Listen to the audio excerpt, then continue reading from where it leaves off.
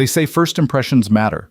But what if yours involved public humiliation, a torn skirt, and the man who just ruined your life becoming your new boss? When Adrian Cole's bike collided with Lena Brooks on that rain-soaked morning, he didn't just tear her only professional skirt.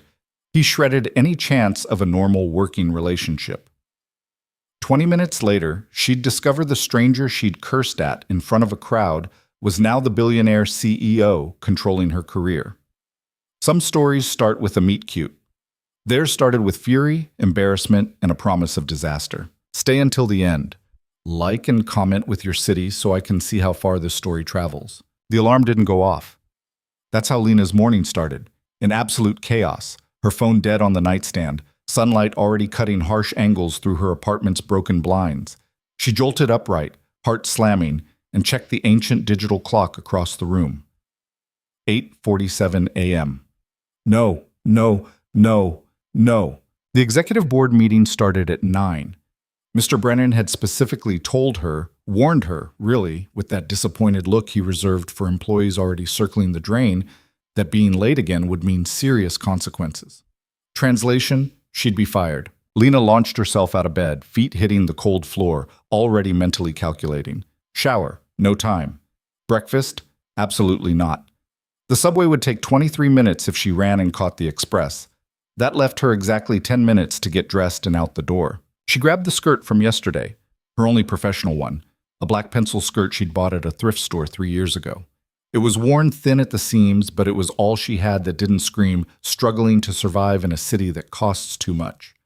The white blouse came next, slightly wrinkled. No time to iron, she'd just have to own it. Coffee would have been nice. Food would have been smart. But Lena had neither time nor money for either, so she settled for brushing her teeth with one hand while pulling on her shoes with the other, a skill she'd perfected over years of barely keeping her head above water. By 8:52, she was out the door. The October morning hit her like a slap, cold, sharp, unforgiving. The kind of cold that reminded you winter was coming and your coat had a broken zipper you couldn't afford to fix. Lena ignored it, ignored everything except the pounding of her feet on pavement as she ran toward the subway entrance 3 blocks away. Please don't be late. Please don't be late. Her life had become a series of these desperate prayers to no one in particular. Please let the check clear. Please let the landlord accept late rent again. Please let this job last just a little longer. 30 years old and still running, still scrambling, still one bad day away from losing everything. The subway entrance loomed ahead. Lena could see other commuters filtering down the steps, unhurried, normal, their lives probably not hanging by a thread. She pushed harder, lungs burning, her worn flat slapping against concrete. The bike came out of nowhere. 1 second, she was focused on the subway entrance. The next, there was a blur of motion, a sharp yell, and suddenly she was spinning, off balance, her bag flying from her shoulder as something caught her skirt with a horrible tearing sound. Lena crashed into a lamppost, barely catching herself, and looked down in horror. Her skirt, her only professional skirt, was torn from hip to hem, the entire side seam ripped open, exposing her pale thigh, and the embarrassing cotton underwear she'd thrown on in her rush. Are you serious right now? She looked up, fury replacing shock. The cyclist had stopped, one foot still on his bike pedal, breathing hard. Expensive bike, expensive helmet. Expensive everything, from the designer athletic wear to the watch on his wrist that probably cost more than Lena's entire year of rent. He pulled off his helmet, and she got her first real look at him. Tall. Dark hair pushed back from his forehead, slightly damp with sweat. Sharp jawline. Eyes the color of expensive whiskey. Brown with flecks of gold, currently wide with what might have been concern, but looked more like annoyance at being delayed. I'm so sorry. I didn't see you. You didn't see me? Lena's voice came out louder than intended, cracking with stress and exhaustion and the weight of everything wrong with her life. I was running in a straight line. How could you possibly not see me? A few pedestrians had stopped, phones out, because of course they had. Because this morning couldn't just be a private disaster. It had to be a public one too. The man's expression shifted, something hardening in those expensive eyes. Look, I said I was sorry. I'll pay for the damage. Pay for the damage? Lena laughed, a bitter sound. Do you have any idea? She stopped herself, feeling the sting of tears she absolutely would not shed in front of this stranger. I have a meeting in... She checked her phone. 6 minutes. I'm about to lose my job and you just destroyed the only professional clothes I own. She hated how her voice shook, hated the tremor in her hands as she tried uselessly to hold the torn fabric together. Hated that this man, this clearly wealthy, clearly careless man, was looking at her like she was the problem. I'll have my assistant send you money for a new skirt, he said, his tone clipped now, professional. Like this was just a transaction, a minor inconvenience in his obviously important morning. Give me your information. I don't want your money. The words came out sharp, defensive. Pride was a luxury Lena couldn't afford, but sometimes it was all she had. I want you to watch where you're going. I want you to understand that not everyone can just buy their way out of consequences. His jaw tightened. I'm trying to help. You're trying to make yourself feel better. Lena adjusted her bag, still clutching her ruined skirt. There's a difference. For a moment, they just stared at each other. This stranger on his expensive bike and Lena with her broken life exposed for everyone to see. She waited for him to argue, to pull out cash like that would fix everything, to prove every assumption she'd just made about him. Instead, he said quietly, You're right. I'm sorry. It caught her off guard, that apology. It sounded almost genuine. But Lena didn't have time to figure out if it was. The subway, her job, her entire precarious existence, all of it was slipping away with every second she stood here. I have to go, she muttered, and pushed past him, holding her skirt closed as she ran for the subway entrance, ignoring the stares, ignoring the whispers, ignoring the way her chest felt like it might crack open from the pressure of holding everything in. The express train was pulling up as she hit the platform. Lena squeezed through the closing doors, pressed herself into a corner, and finally let herself breathe. 8:58 a.m. She wasn't going to make it. Adrian Cole stood on the sidewalk, his bike forgotten, watching the woman disappear into the subway. His phone buzzed. Marcus, his assistant. Where are you? Meeting starts in 5. He should move, should get back on his bike and finish the ride to the office where a boardroom full of executives was waiting to officially introduce him as CEO. Where his entire future, the culmination of 15 years of strategic planning and calculated risks, was about to unfold exactly as he'd designed it. But he couldn't stop seeing her face, the fury in her eyes, yes, but also the fear underneath it, the way her hands had shaken, the worn edges of her shoes, the slight fraying of her blouse cuff. I'm about to lose my job, and you just destroyed the only professional clothes I own. Adrian had built his fortune on reading people, on seeing what they didn't say. And that woman, whoever she was, had been barely holding on even before he'd literally torn her morning apart. Stupid, he muttered to himself, shoving his helmet back on. He'd been cycling the same route for 3 years, usually early enough to avoid the morning rush. But today he'd been running late because Emma had woken up crying from a nightmare, and Adrian had stayed with her until she'd fallen back asleep, which meant his entire schedule had shifted, which meant he'd been rushing, distracted, not paying attention. Not everyone can just buy their way out of consequences. She'd said it like an accusation, and maybe it was. Maybe she'd seen exactly what Adrian usually worked hard to hide, that he had built walls of money and power so high that normal problems, broken things, angry people, messes he'd made, rarely touched him anymore. He got back on his bike and rode toward the office, faster now, his mind already compartmentalizing. The woman would be fine. He'd have Marcus track her down somehow, send appropriate compensation. Problem solved, conscience cleared. That's what he told himself anyway. By the time Adrian walked into Cole Industries 15 minutes later, he'd almost convinced himself it was true. Lena made it to the office at 9:11 a.m. The boardroom doors were closed. Through the glass panel, she could see Mr. Brennan at the head of the table, mid-presentation, his expression serious as he gestured to something on the screen behind him. The new CEO introduction. The meeting she was supposed to be taking notes for. Lena pressed her forehead against the cool wall beside the door, fighting the urge to either scream or cry, or both. Her skirt was still torn. She'd tried tying her cardigan around her waist on the subway, but it just made her look ridiculous, unprofessional, exactly the kind of person who couldn't handle the demands of working at a major corporation. Ms. Brooks? She turned. Margaret from HR stood 5 feet away, arms crossed, face carefully neutral. I need you to come with me, please. This was it then. The end she'd been running from all morning, catching up with her anyway. Lena followed Margaret down the hall to a small conference room, the kind they used for uncomfortable conversations. Terminations. Have a seat, Margaret said, not unkindly. Lena sat, kept her torn skirt angled away from view, tried to look like someone whose life wasn't actively falling apart.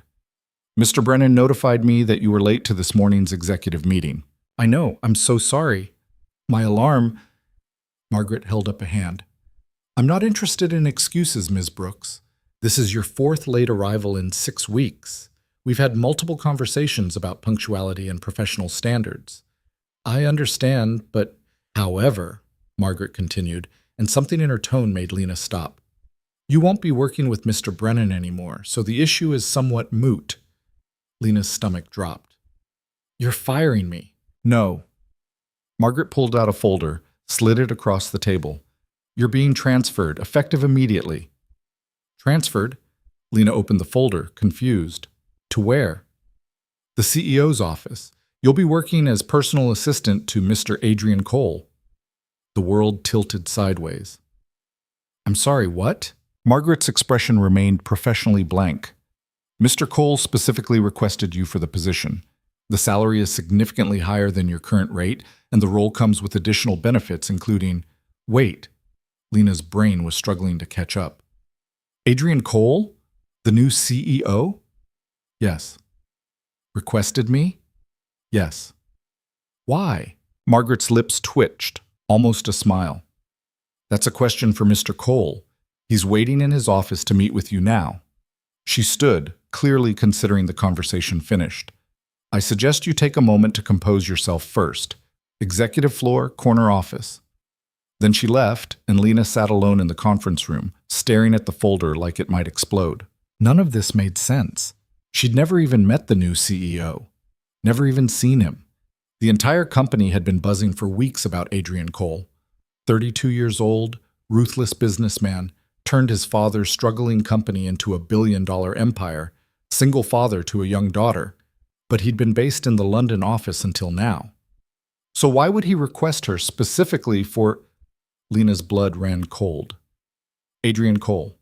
Adrian. The cyclist, the expensive watch, the whiskey-colored eyes. No. No, no, no. She pulled out her phone with shaking hands, searched Adrian Cole CEO, and watched her morning get impossibly worse. The first image that loaded was him.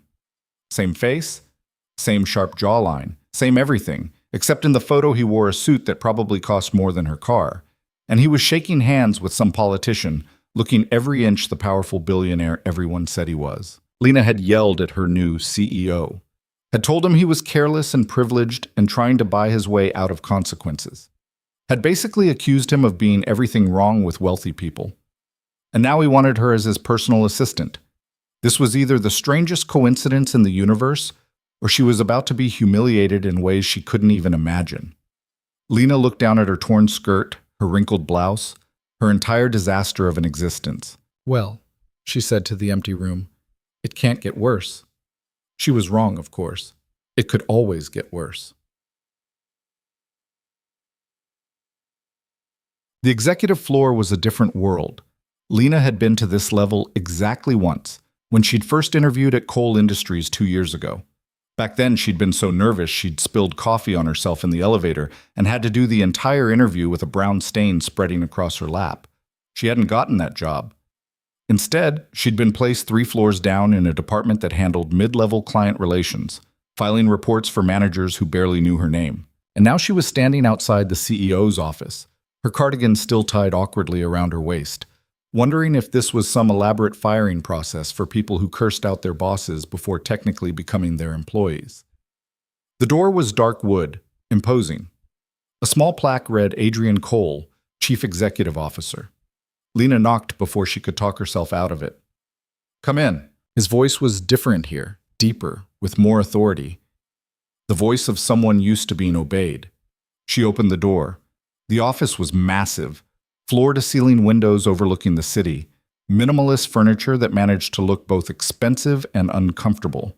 A desk the size of Lena's kitchen table, completely clear except for a laptop and a single photograph in a silver frame. And behind the desk, watching her with those same whiskey eyes, was the man who'd ruined her skirt. Adrian Cole stood as she entered. He'd changed since this morning. Now he wore a charcoal suit that fit him like it had been made specifically for his body, which it probably had. His dark hair was perfectly styled.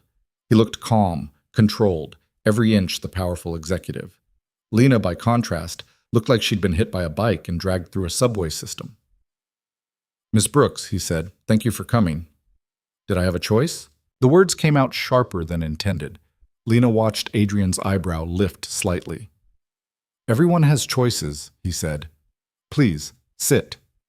She sat, keeping her ruined skirt angled away, trying to maintain some dignity. Adrian didn't sit. He walked around the desk, leaned against it, studying her with an intensity that made Lena's skin prickle. "I owe you an apology," he said finally. "You already apologized, on the street, before I—" She stopped herself. "Before you told me I was careless and privileged?" His lips twitched. "Yes, I remember. You weren't wrong." Lena blinked. "I wasn't— Wait, what?"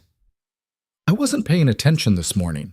I was distracted, rushing, and I made a mistake that cost you professionally. That's on me." He crossed his arms, and Lena noticed the photograph on his desk. A little girl, maybe 5 or 6, with wild dark curls and a gap-toothed smile. "So I'm fixing it. By making me your assistant? By offering you a position that pays triple your current salary, provides better benefits, and puts you in a role where your skills won't be wasted filing reports no one reads." Lena's throat tightened. "You don't know anything about my skills. I know you were running to a meeting despite having every reason to give up and go home. I know you were more concerned about being late than about your torn clothes or the stranger staring at you. I know you have pride even when you probably can't afford it." He tilted his head slightly. "And I know you're the kind of person who'll tell a stranger the truth even when it's uncomfortable. Those are the skills I need." It sounded too good to be true. In Lena's experience, things that sounded too good to be true usually were. "Why me?" she asked quietly. "Really, there are hundreds of qualified people in this building who would kill for this job.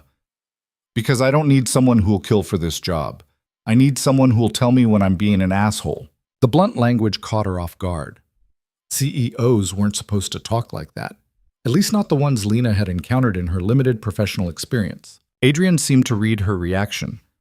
"I've spent the last 15 years surrounded by people who tell me what I want to hear. It's made me effective, but it's also made me blind to certain things.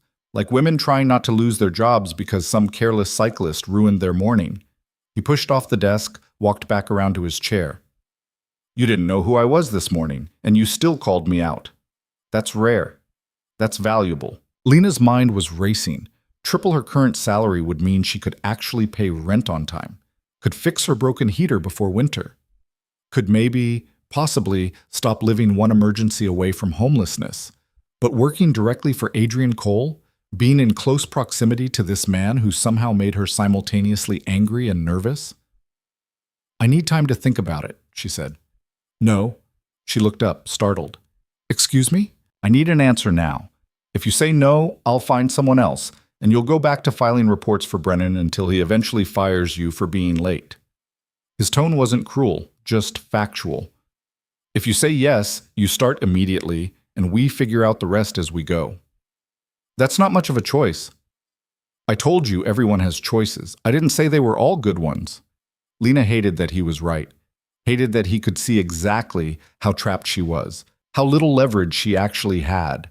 But she also hated the idea of going back downstairs, back to the job that was slowly suffocating her, back to the constant fear of not being enough. "Fine," she said. "Yes, I'll take the job." Adrian nodded once, like he'd expected nothing less. "Good. Marcus will handle the paperwork. You'll need a company credit card for expenses, access to my calendar, and clearance for—" He stopped, looking at her properly for the first time since she'd sat down. "You're still wearing the torn skirt." Lena felt her face heat. "It's the only one I have." Something flickered across his expression. Regret, maybe, or understanding. "There's a boutique on the 3rd floor. Tell them to charge everything to my account. Get whatever you need for the office. I don't want your... It's not charity, Ms. Brooks. It's a dress code requirement. You work for me now, which means you're representing this company. Consider it a uniform. He turned back to his laptop, clearly dismissing her. Be back here in an hour. We have a lot to cover. Lena stood, frustration and gratitude tangling in her chest. She made it to the door before he spoke again. Lena. She turned. He'd used her first name, and something about the way he said it made her pulse jump. I meant what I said earlier. I need someone who'll tell me the truth, even when it's uncomfortable, especially when it's uncomfortable. His eyes met hers, serious and searching. Can you do that? She thought about lying, about giving him the easy answer he probably expected. Instead, she said, I don't know. Ask me in a week when I figured out if I like you enough to be honest. Adrian's mouth curved into something that wasn't quite a smile but was close. Fair enough. Ta-da? The boutique on the third floor was the kind of place Lena had only ever looked at through windows.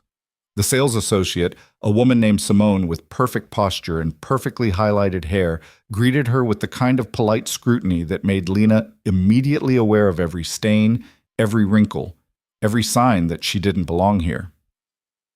I'm supposed to charge things to Adrian Cole's account, Lena said, and hated how defensive she sounded. Simone's expression shifted immediately.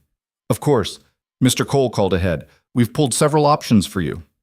Of course he had. Because Adrian Cole was the kind of man who could make one phone call and have an entire store ready to dress his new assistant. Lena tried on 4 different outfits before finding one that didn't make her feel like she was playing dress-up in someone else's life. A navy sheath dress, simple and professional. Matching blazer. New shoes that didn't have worn-down heels. When she looked at herself in the mirror, she barely recognized the woman staring back. It suits you, Simone said, appearing beside her with a knowing smile. You look like you belong on the executive floor. That was the problem, though. Lena didn't belong there. She was a broke 30-year-old who'd yelled at her boss on the street and somehow stumbled into a job she wasn't qualified for. But she looked the part now, at least.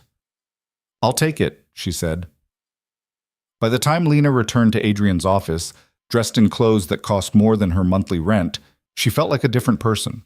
Or maybe like a more convincing version of the person she'd been pretending to be all along. Adrian looked up from his laptop when she entered. His gaze traveled over her once, quick and assessing, before he nodded. Better? Sit. No comment on the transformation, just back to business. Lena sat, pulling out the notebook she'd grabbed from her old desk. First things first, Adrian said, turning his screen toward her. My schedule is chaos for the next 2 weeks. I need you to streamline it, cancel anything that isn't critical, and make sure I'm home by 6 every evening. 6? Lena raised an eyebrow. That's early for a CEO. I have a daughter, Emma. She's 6. He tapped the photograph on his desk. I pick her up from school every day at 5:30. That's non-negotiable. Something in Lena's chest softened. She'd expected Adrian to be like every other powerful executive she'd encountered. Married to the job, kids raised by nannies, family as an afterthought. Okay, she said. 6 p.m. hard stop. Got it. They spent the next hour going through schedules, protocols, expectations. Adrian was demanding but clear, his instructions precise. He didn't waste time on pleasantries or small talk. This was work, and he treated it like the serious thing it was. Lena found herself appreciating that, the clarity of it. One more thing, Adrian said as the hour wrapped up. I'll need you to attend company events with me. Dinners, galas, networking functions. You'll be expected to smile and look professional while you make deals, Lena guessed. His mouth twitched. Something like that. And if someone asks who I am, tell them the truth. You're my assistant. Right. Lena closed her notebook, stood to leave. Lena. She paused. Adrian was watching her with that same intense focus from earlier, like he was trying to read something written just beneath her skin. I know this is strange, he said quietly. The circumstances, the way it happened. But I wouldn't have offered you this job if I didn't think you could do it. You don't know me, Lena pointed out. No, he agreed. But I'm good at reading people. It's kept me alive in this business. He leaned back in his chair, and for just a moment, he looked tired, human. So prove me right, or prove me wrong. Either way, at least it won't be boring.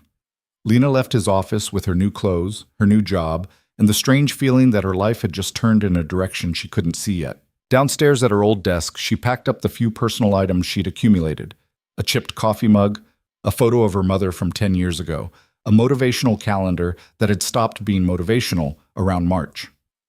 "Heard you got promoted," Sarah from accounting said, leaning against the cubicle wall. "Lucky you." There was something in her tone. Envy, maybe, or suspicion. "Yeah," Lena said. "Lucky me." She didn't feel lucky. She felt like someone who'd just made a deal without reading the fine print, and now she'd have to live with whatever consequences came next. But as Lena rode the elevator back up to the executive floor, her arms full of her old life and her head full of questions about her new one, she couldn't shake the memory of Adrian's voice. "I need someone who'll tell me the truth." Maybe that was something Lena could do. Maybe, for once, being herself, messy, struggling, honest, would be enough. Or maybe she'd crash and burn spectacularly, and this entire strange day would become just another story about how close she'd come before everything fell apart again. Either way, at least it wouldn't be boring. The first week nearly killed her. Not literally, though Lena sometimes wondered if stress could actually stop a person's heart.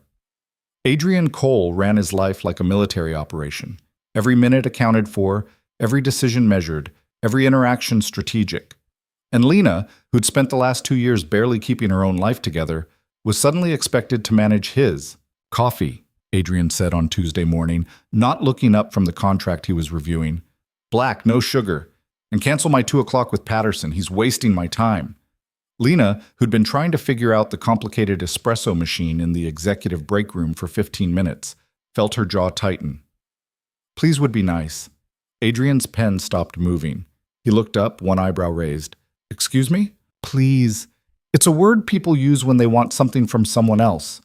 Lena crossed her arms, even though her heart was hammering. "I'm your assistant, not your servant." For a long moment, Adrian just stared at her. Then, impossibly, his mouth curved into something almost like a smile. "Fair enough. Coffee, please. Black, no sugar. And would you mind canceling my 2 o'clock? See? Was that so hard?" "Apparently harder than I thought." He went back to his contract. "The coffee machine is temperamental. Hit it twice on the left side before you press brew." Lena did. The machine gurgled to life. "And Lena?" She turned. "Thank you for the reminder." Adrian's voice was quieter now, almost sincere. "I forget sometimes that people aren't machines." It was the first real thing he'd said to her all week, the first glimpse of something human underneath the CEO exterior. "You're welcome," Lena said, and surprised herself by meaning it. By Wednesday, she'd figured out the rhythm of Adrian's days. Mornings were for meetings, back-to-back, ruthlessly efficient, each one scheduled for exactly 27 minutes, because Adrian claimed 30 was too long and 25 felt arbitrary. Afternoons were for calls with international offices, reviewing reports, making decisions that affected thousands of employees across multiple countries. And every day at 5:15, no matter what was happening, Adrian shut his laptop and left. "Mr. Cole, the Singapore office is still on the line," Lena said on Thursday, catching him as he grabbed his coat. "Tell them I'll call back tomorrow morning their time." "But they said it's urgent." "Everything is urgent until you decide it's not." Adrian checked his watch, that expensive thing that probably told time in 6 different time zones. "Emma has a school performance tonight. She's playing a tree. If I miss it, I'm a terrible father. Singapore can wait." He left, and Lena stood in his office, the phone still blinking with the waiting call, and felt something shift in her understanding of this man. Adrian Cole was ruthless in business. She'd seen it firsthand, the way he could dismantle someone's argument with 3 precise questions, the way he could say no without apology, the way he treated time like the valuable currency it was. But he was a father first, and somehow that made everything else make more sense. "Ms. Brooks?" The voice on the phone sounded impatient. "Is Mr. Cole still there?" "No," Lena said, and felt a strange surge of protectiveness. "But I'll make sure he calls you first thing tomorrow. Can I help you with anything in the meantime?" She spent the next 40 minutes handling the Singapore issue herself, making notes for Adrian, feeling competent in a way she hadn't felt in years. When she finally left the office at 7:30, exhausted and hungry, she found a text from an unknown number. Emma's performance went well. She didn't drop any leaves. Thank you for handling Singapore. Alina stared at the message, then saved the number to her contacts. Her boss texted like he talked. Brief, factual, efficient, but he'd thanked her. That counted for something. Friday brought the first real fight. You can't schedule board meetings at 5 p.m., Lena said, standing in front of Adrian's desk with his calendar pulled up on her tablet. You have to leave at 5:15 to get Emma.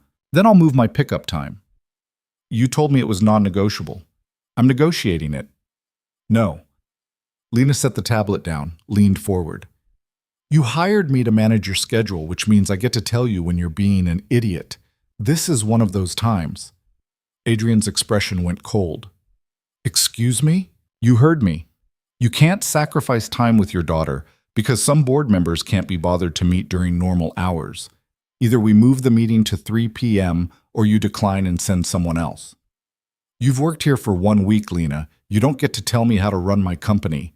I'm not telling you how to run your company. I'm telling you how to keep the promise you made to a 6-year-old who thinks her dad hung the moon. She held his gaze, refusing to back down. So which is more important, the board meeting or being the father you told me you wanted to be? The silence stretched between them, taut as a wire. Then Adrian exhaled, rubbed his face with both hands.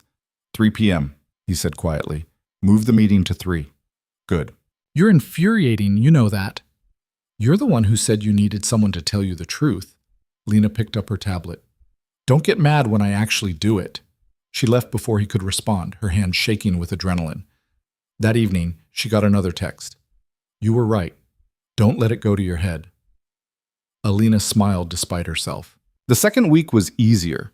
Or maybe Lena was just getting better at reading Adrian's moods, at anticipating what he needed before he asked, at knowing when to push and when to let things go. They fell into a pattern. Coffee in the morning, Adrian's schedule reviewed over breakfast meetings he conducted in his office while Lena took notes. Mornings full of calls and contracts and decisions. Afternoons spent putting out fires, rescheduling disasters, managing the constant chaos that came with running a billion-dollar company. And at 5:15, Adrian left, every single day. You really never stay late? Lena asked on Tuesday, packing up her own things. I used to. Adrian was putting files into his briefcase, methodical, as always. When Emma's mother was alive, I worked 60-hour weeks. Convinced myself I was building something for our family. He paused, his hands stilling. Then Caroline died, and I realized Emma didn't need an empire. She needed a father who showed up. It was the first time he'd mentioned his late wife. Lena had learned the basic facts from office gossip. Caroline Cole had died in a car accident 4 years ago, leaving Adrian a widower with a 2-year-old daughter. But hearing him say it, hearing the weight in his voice, made it real. I'm sorry, Lena said quietly. Me too. Adrian closed his briefcase, looked at her with tired eyes. So yes, I leave at 5:15. Every day. No matter what. Because I already missed too much, and I won't miss any more. He left, and Lena stood in the empty office, understanding him a little better and liking him a little more than she wanted to. The fights continued, but they changed shape. Less like battles, more like negotiations between two people who were learning each other's boundaries. You're not wearing that to the investor meeting, Adrian said on Thursday, eyeing Lena's outfit. What's wrong with it? Nothing's wrong with it. It's just, he gestured vaguely.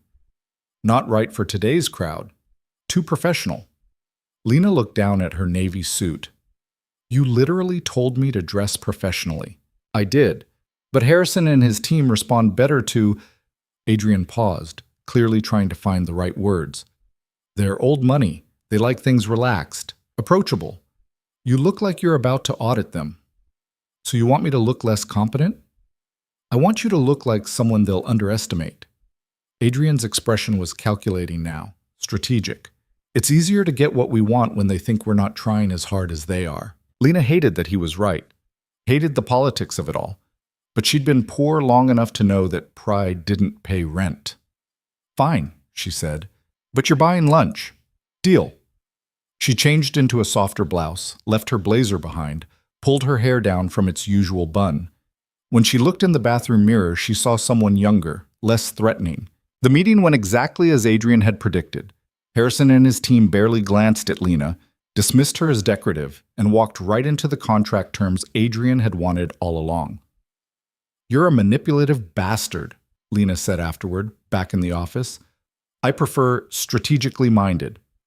Adrian was already moving on to the next thing, but she caught the hint of satisfaction in his voice.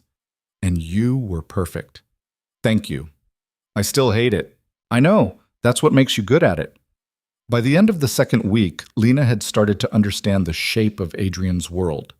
The constant pressure, the impossible decisions, the way every conversation was layered with unspoken agendas. But she also saw the moments when the mask slipped, the way Adrian's voice softened when Emma called during lunch, the way he kept a drawing she'd made, a messy crayon portrait labeled "My Daddy," in his desk drawer, the way he sometimes looked out his office window at the city below and seemed almost lonely despite being surrounded by people all day.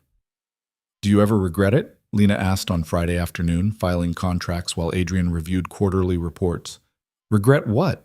"Taking over the company. All of this." She gestured around the office.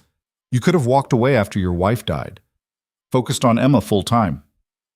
Adrian was quiet for a long moment. Then he said, "Yes and no." "That's not an answer. It's the only one I have." He set down his pen, leaned back in his chair. "I regret the time I lost before Caroline died. All those hours I spent here instead of home. But taking over the company gave me purpose when grief would have swallowed me whole. And it's given Emma security, opportunity, a future." He met Lena's eyes. "So yes, I regret it. And no, I wouldn't change it. Both things are true." Lena understood that better than he probably realized. Her own life was full of contradictions, hating her poverty while being proud of surviving it, wanting more while being afraid of what more might cost.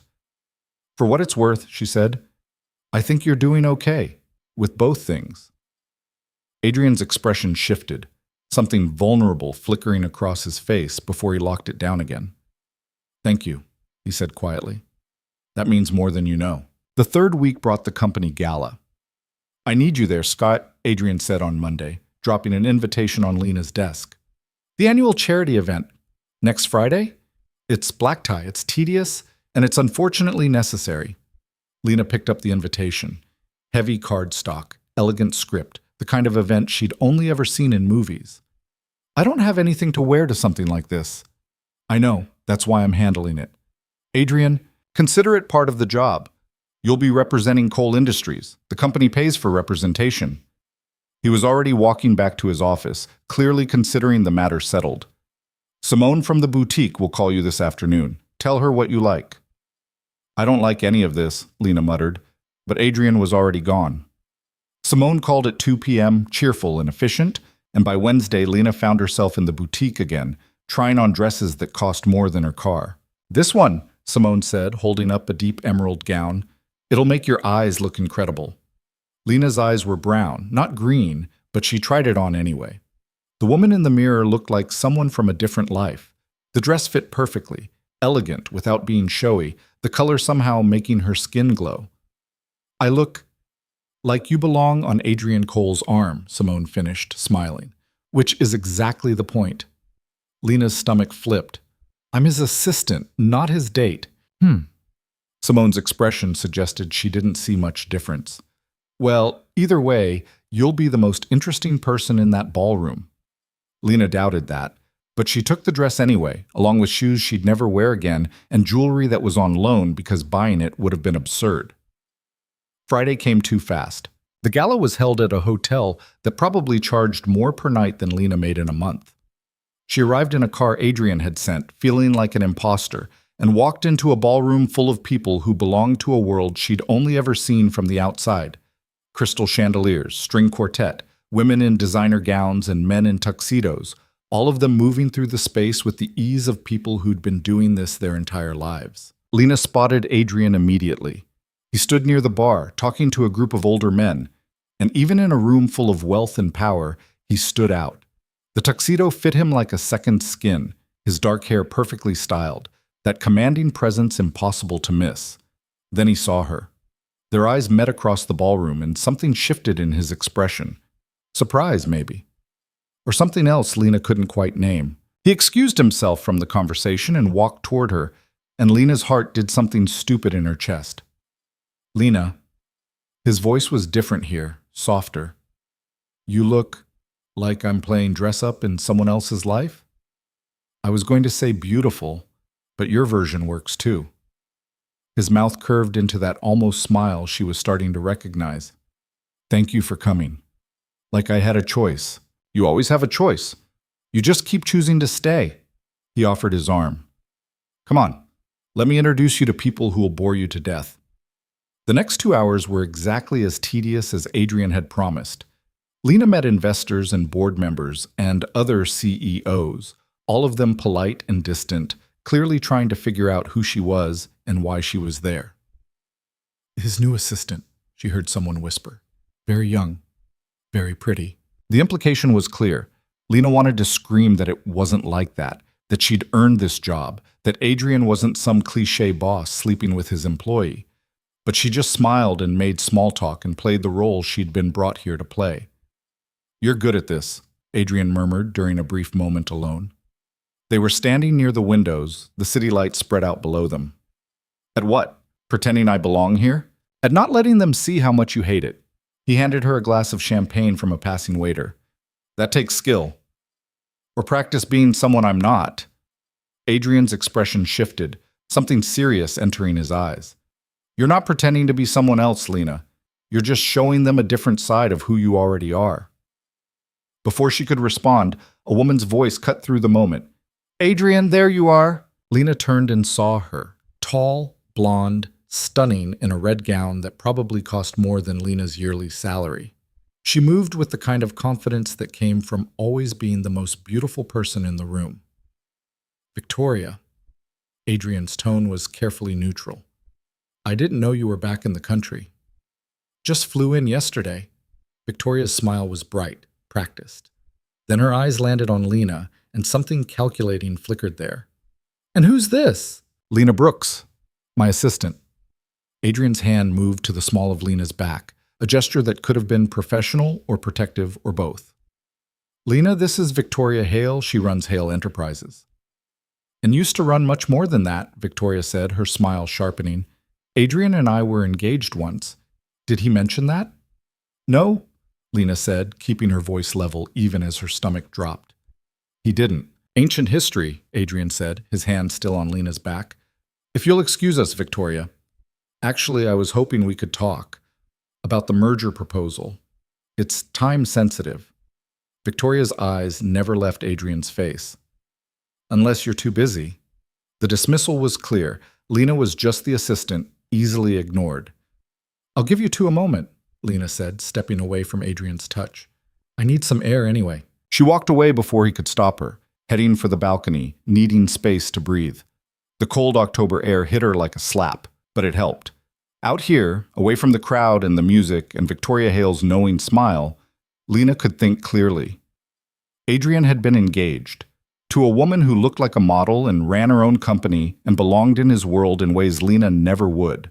It shouldn't matter. Lena was his assistant, nothing more. His past relationships were none of her business. But standing there in a borrowed dress, at a party where she didn't belong, watching Adrian through the window as Victoria touched his arm and laughed at something he said, Lena felt the gap between their worlds more clearly than ever.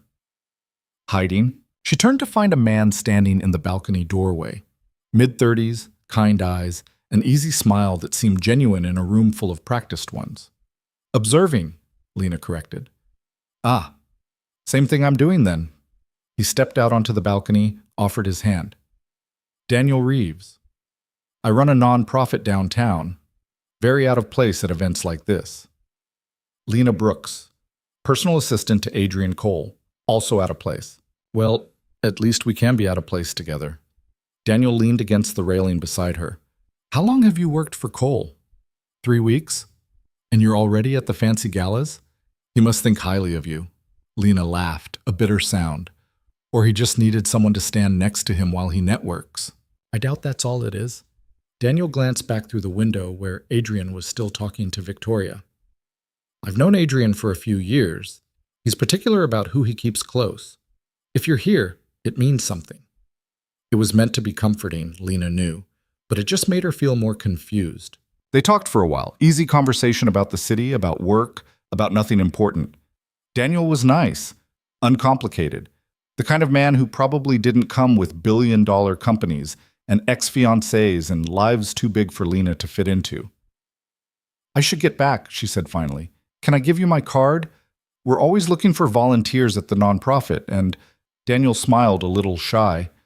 "I'd like to see you again, if you're interested." Lena took the card, surprised. "I'll think about it." Inside, the gala was winding down. Lena found Adrian near the exit, alone now, checking his phone. "There you are," he said when he saw her. "I was about to send a search party. I was just getting some air."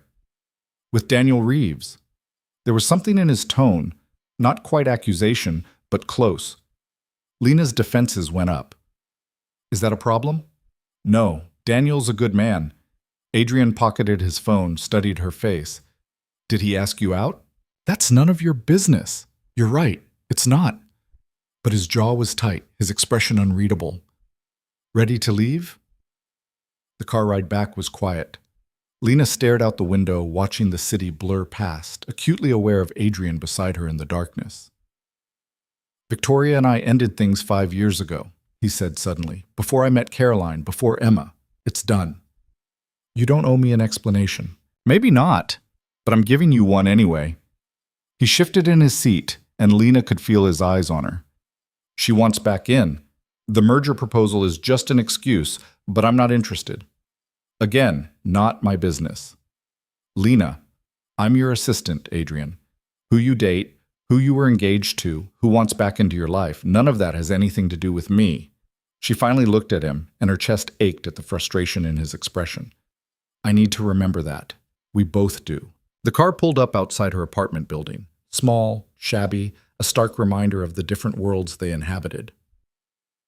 "Thank you for the dress," Lena said, reaching for the door handle. "And for the evening." "Lena, wait." She paused. Adrian looked like he wanted to say something important. Instead, he just said, "You were right earlier. When you said you were playing dress-up in someone else's life, I shouldn't have pushed you into this world. It wasn't fair. You didn't push me. I chose to come." "Why?" The question hung between them, heavy with things neither of them was ready to say. "Because you asked me to," Lena said finally, "and because somewhere in the last 3 weeks, I started to actually care about whether you succeed."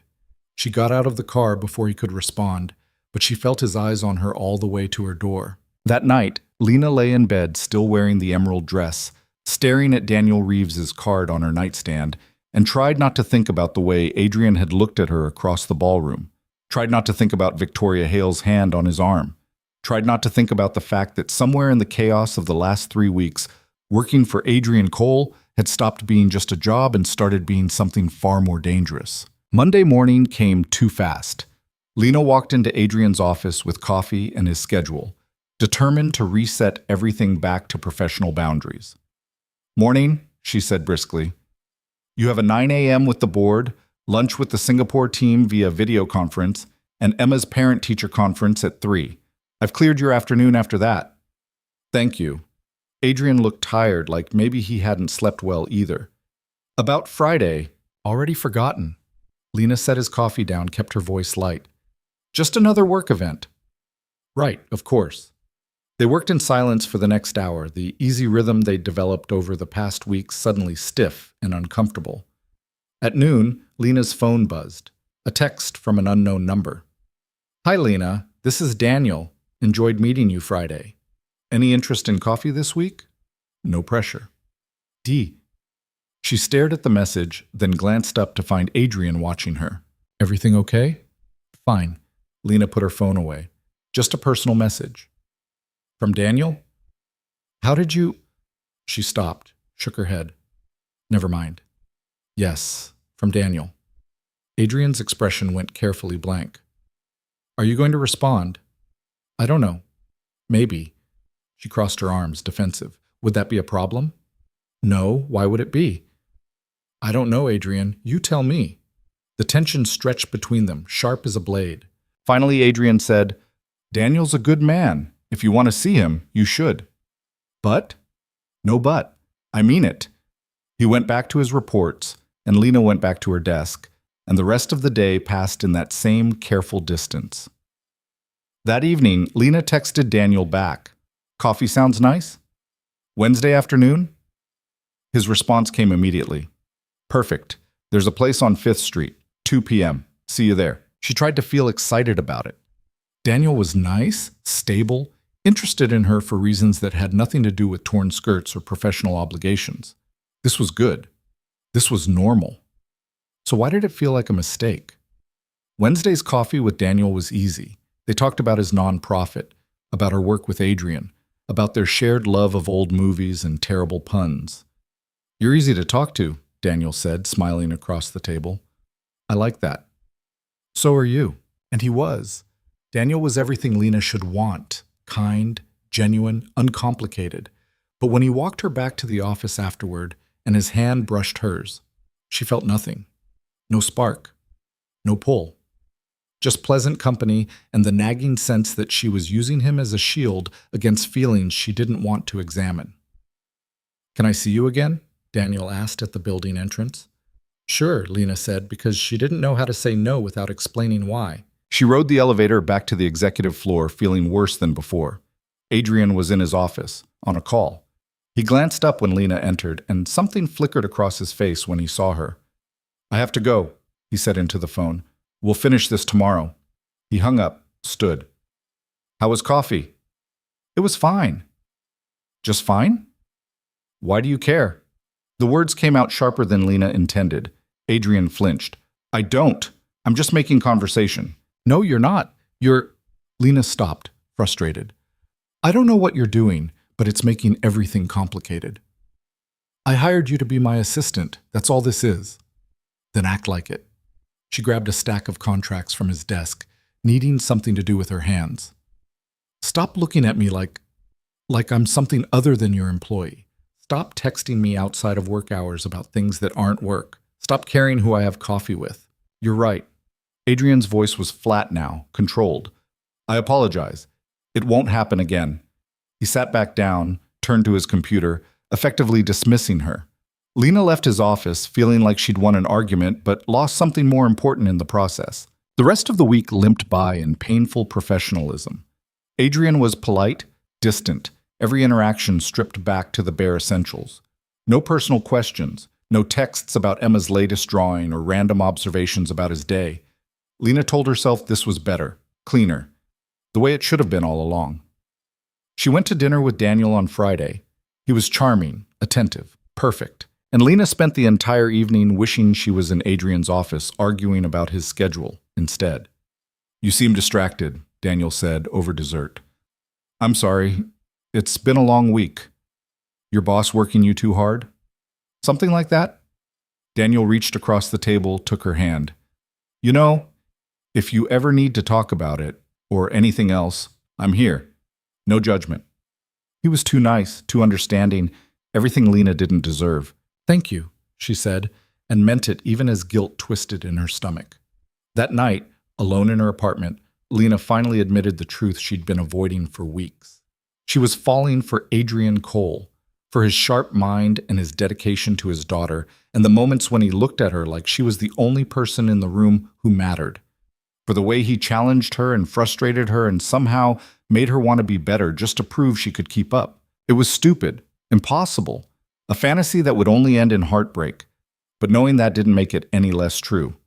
Her phone buzzed, a text from Adrian. "Emma drew you a picture.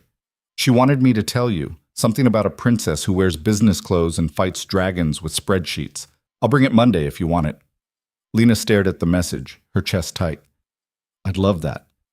Thank you." 3 dots appeared, like he was typing, then disappeared, then appeared again. Finally, "You're welcome. Good night, Lena. Good night, Adrian." She fell asleep holding her phone, wondering how something that felt this right could be so completely wrong. Monday morning brought Emma's drawing and a silence that felt louder than any argument. Adrian handed Lena the picture without meeting her eyes. A crayon sketch of a woman in a navy dress holding what might have been either a sword or a very aggressive pen, standing on top of a pile of papers while a green dragon cowered in the corner.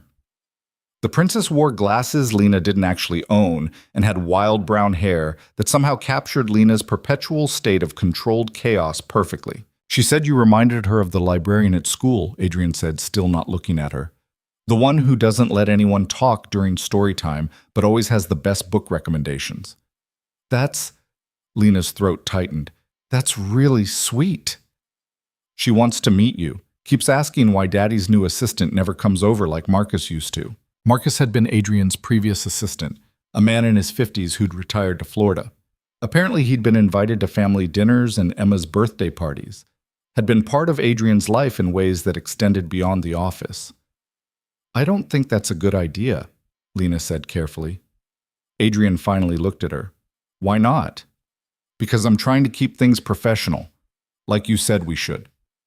I never said that. You implied it. When you stopped texting, stopped asking about my life, started treating me like I'm just... She gestured vaguely. Whatever this is now. I was following your lead. His voice was quiet, controlled. You told me to act like you're just my employee, so I did. Well, it's working. Congratulations. Adrian's jaw tightened.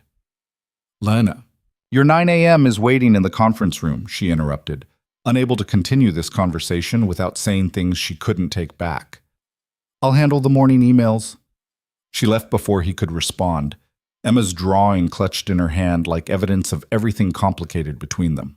The week crawled forward in that same painful distance. Adrian was polite, professional, completely closed off. Lena matched his energy, and together they created an office environment that was efficient, productive, and absolutely miserable. Daniel texted every day. Sweet messages about his work, questions about hers, invitations to coffee or lunch or dinner. Lena said yes more often than not, partly because she liked him, and partly because being with Daniel was easier than sitting alone in her apartment thinking about Adrian. You're seeing someone, Sarah from accounting said on Wednesday, catching Lena in the break room. You have that look. What look? The one where you smile at your phone but it doesn't quite reach your eyes. Sarah poured herself coffee, studying Lena with the kind of knowing expression that made Lena uncomfortable. It's the guy from the nonprofit, isn't it? Someone saw you two at that Italian place on 5th. We've had coffee a few times, it's not serious. Does Mr. Cole know? The question caught Lena off guard. Why would that matter? Sarah shrugged, but something in her expression suggested she knew more than she was saying. No reason. Just seems like you two spend a lot of time together. Figured he might have opinions. He doesn't. It's none of his business. Right. Of course not. But Sarah's words lingered. Did Adrian have opinions? Did it bother him that Lena was seeing Daniel? And why did Lena care either way? Thursday afternoon brought the first real crack in Adrian's composure. Lena was filing contracts when Victoria Hale walked into the office unannounced, dressed in a cream suit that probably cost more than Lena's car, and wearing a smile that didn't reach her eyes. Is Adrian available? Victoria asked, not bothering with pleasantries. He's on a call with Tokyo. Should be done in 15 minutes. Perfect. I'll wait. Victoria settled into one of the chairs facing Adrian's office, crossing her legs with practiced elegance. So, you're the new assistant. That's me. Lasting longer than I expected. Most people can't handle Adrian's intensity for more than a few weeks. Victoria's gaze was assessing, calculating. What's your secret? I don't have one. I just do my job. And the job includes attending galas? Meeting his daughter? Victoria's smile sharpened. That's not standard assistant territory. Lena's hands stilled on the files. How do you know about Emma? Adrian and I have dinner occasionally. We talk. Victoria leaned back, completely at ease. He mentioned that Emma's been asking about you. Apparently you've made quite an impression. The words felt like a test, and Lena didn't know how to pass it. I haven't met Emma, she said carefully. Whatever Adrian told you. He told me he's being careful, that he doesn't want to introduce anyone into Emma's life who might not stay. Victoria's eyes never left Lena's face. Smart man. Emma's already lost one mother. She doesn't need to get attached to someone temporary. The implication was clear. Lena was temporary, replaceable, not someone who belonged in Adrian's real life. "If you'll excuse me," Lena said, standing, "I have work to do." She made it to the break room before the tears started. Angry tears, frustrated tears, tears that came from weeks of fighting feelings she shouldn't have while trying to convince herself she didn't care. "Lena?" She turned to find Adrian standing in the doorway, concern written across his face. "I'm fine. Victoria's waiting for you." "I don't care about Victoria. What happened?" "Nothing. I'm just—" Lena wiped her eyes, hating that he was seeing her like this. "It's been a long day." Adrian stepped closer and Lena could smell his cologne, something expensive and subtle that she'd started associating with safety. "Did Victoria say something to you?" "Just the truth, that I'm temporary, that Emma doesn't need to get attached to someone who won't stay." "She had no right." "She was right, though, wasn't she?" Lena looked up at him, and something in her chest cracked open. "I am temporary. This whole thing, working for you, being in your life, it has an expiration date. We both know that." "I don't—" Adrian stopped, his expression pained. "That's not what I want. It doesn't matter what you want, or what I want." Lena took a shaky breath. "You're a billionaire CEO with a daughter and a life I can't be part of. I'm your assistant who can barely afford rent and has no business feeling—" She cut herself off before she said too much. "Feeling what?" Adrian's voice was rough, urgent. "Lena, feeling what?" "Nothing. Forget it." She tried to move past him, but he caught her arm, gentle but firm. "Don't do that. Don't shut down when things get real." His eyes searched hers, and Lena saw her own confusion reflected back. "I've been trying to give you space, trying to keep things professional, because that's what you said you wanted, but it's killing me." "Adrian, I think about you all the time. Wonder if you're okay, if you're happy, if Daniel is treating you the way you deserve." His hand was still on her arm, warm through her sleeve. "And I know I shouldn't care because you're right. You're my assistant, and this is complicated and probably a terrible idea. But I do care. I can't seem to stop." Lena's heart was hammering so hard she could barely breathe. "You can't say things like that." "Why not?" "Because I'm seeing Daniel. Because you have Victoria showing up at your office talking about dinners together. Because nothing about this makes sense, and I don't know how to—" "Are you in love with him?" Adrian asked suddenly.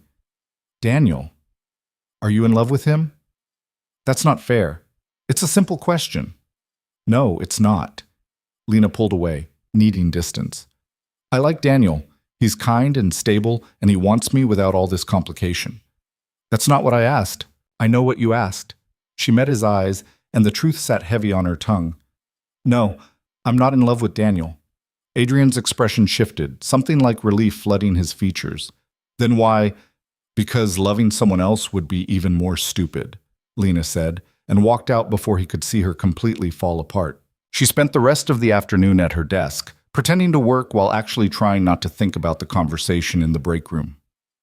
Adrian stayed in his office with Victoria for 2 hours, their voices occasionally drifting through the door.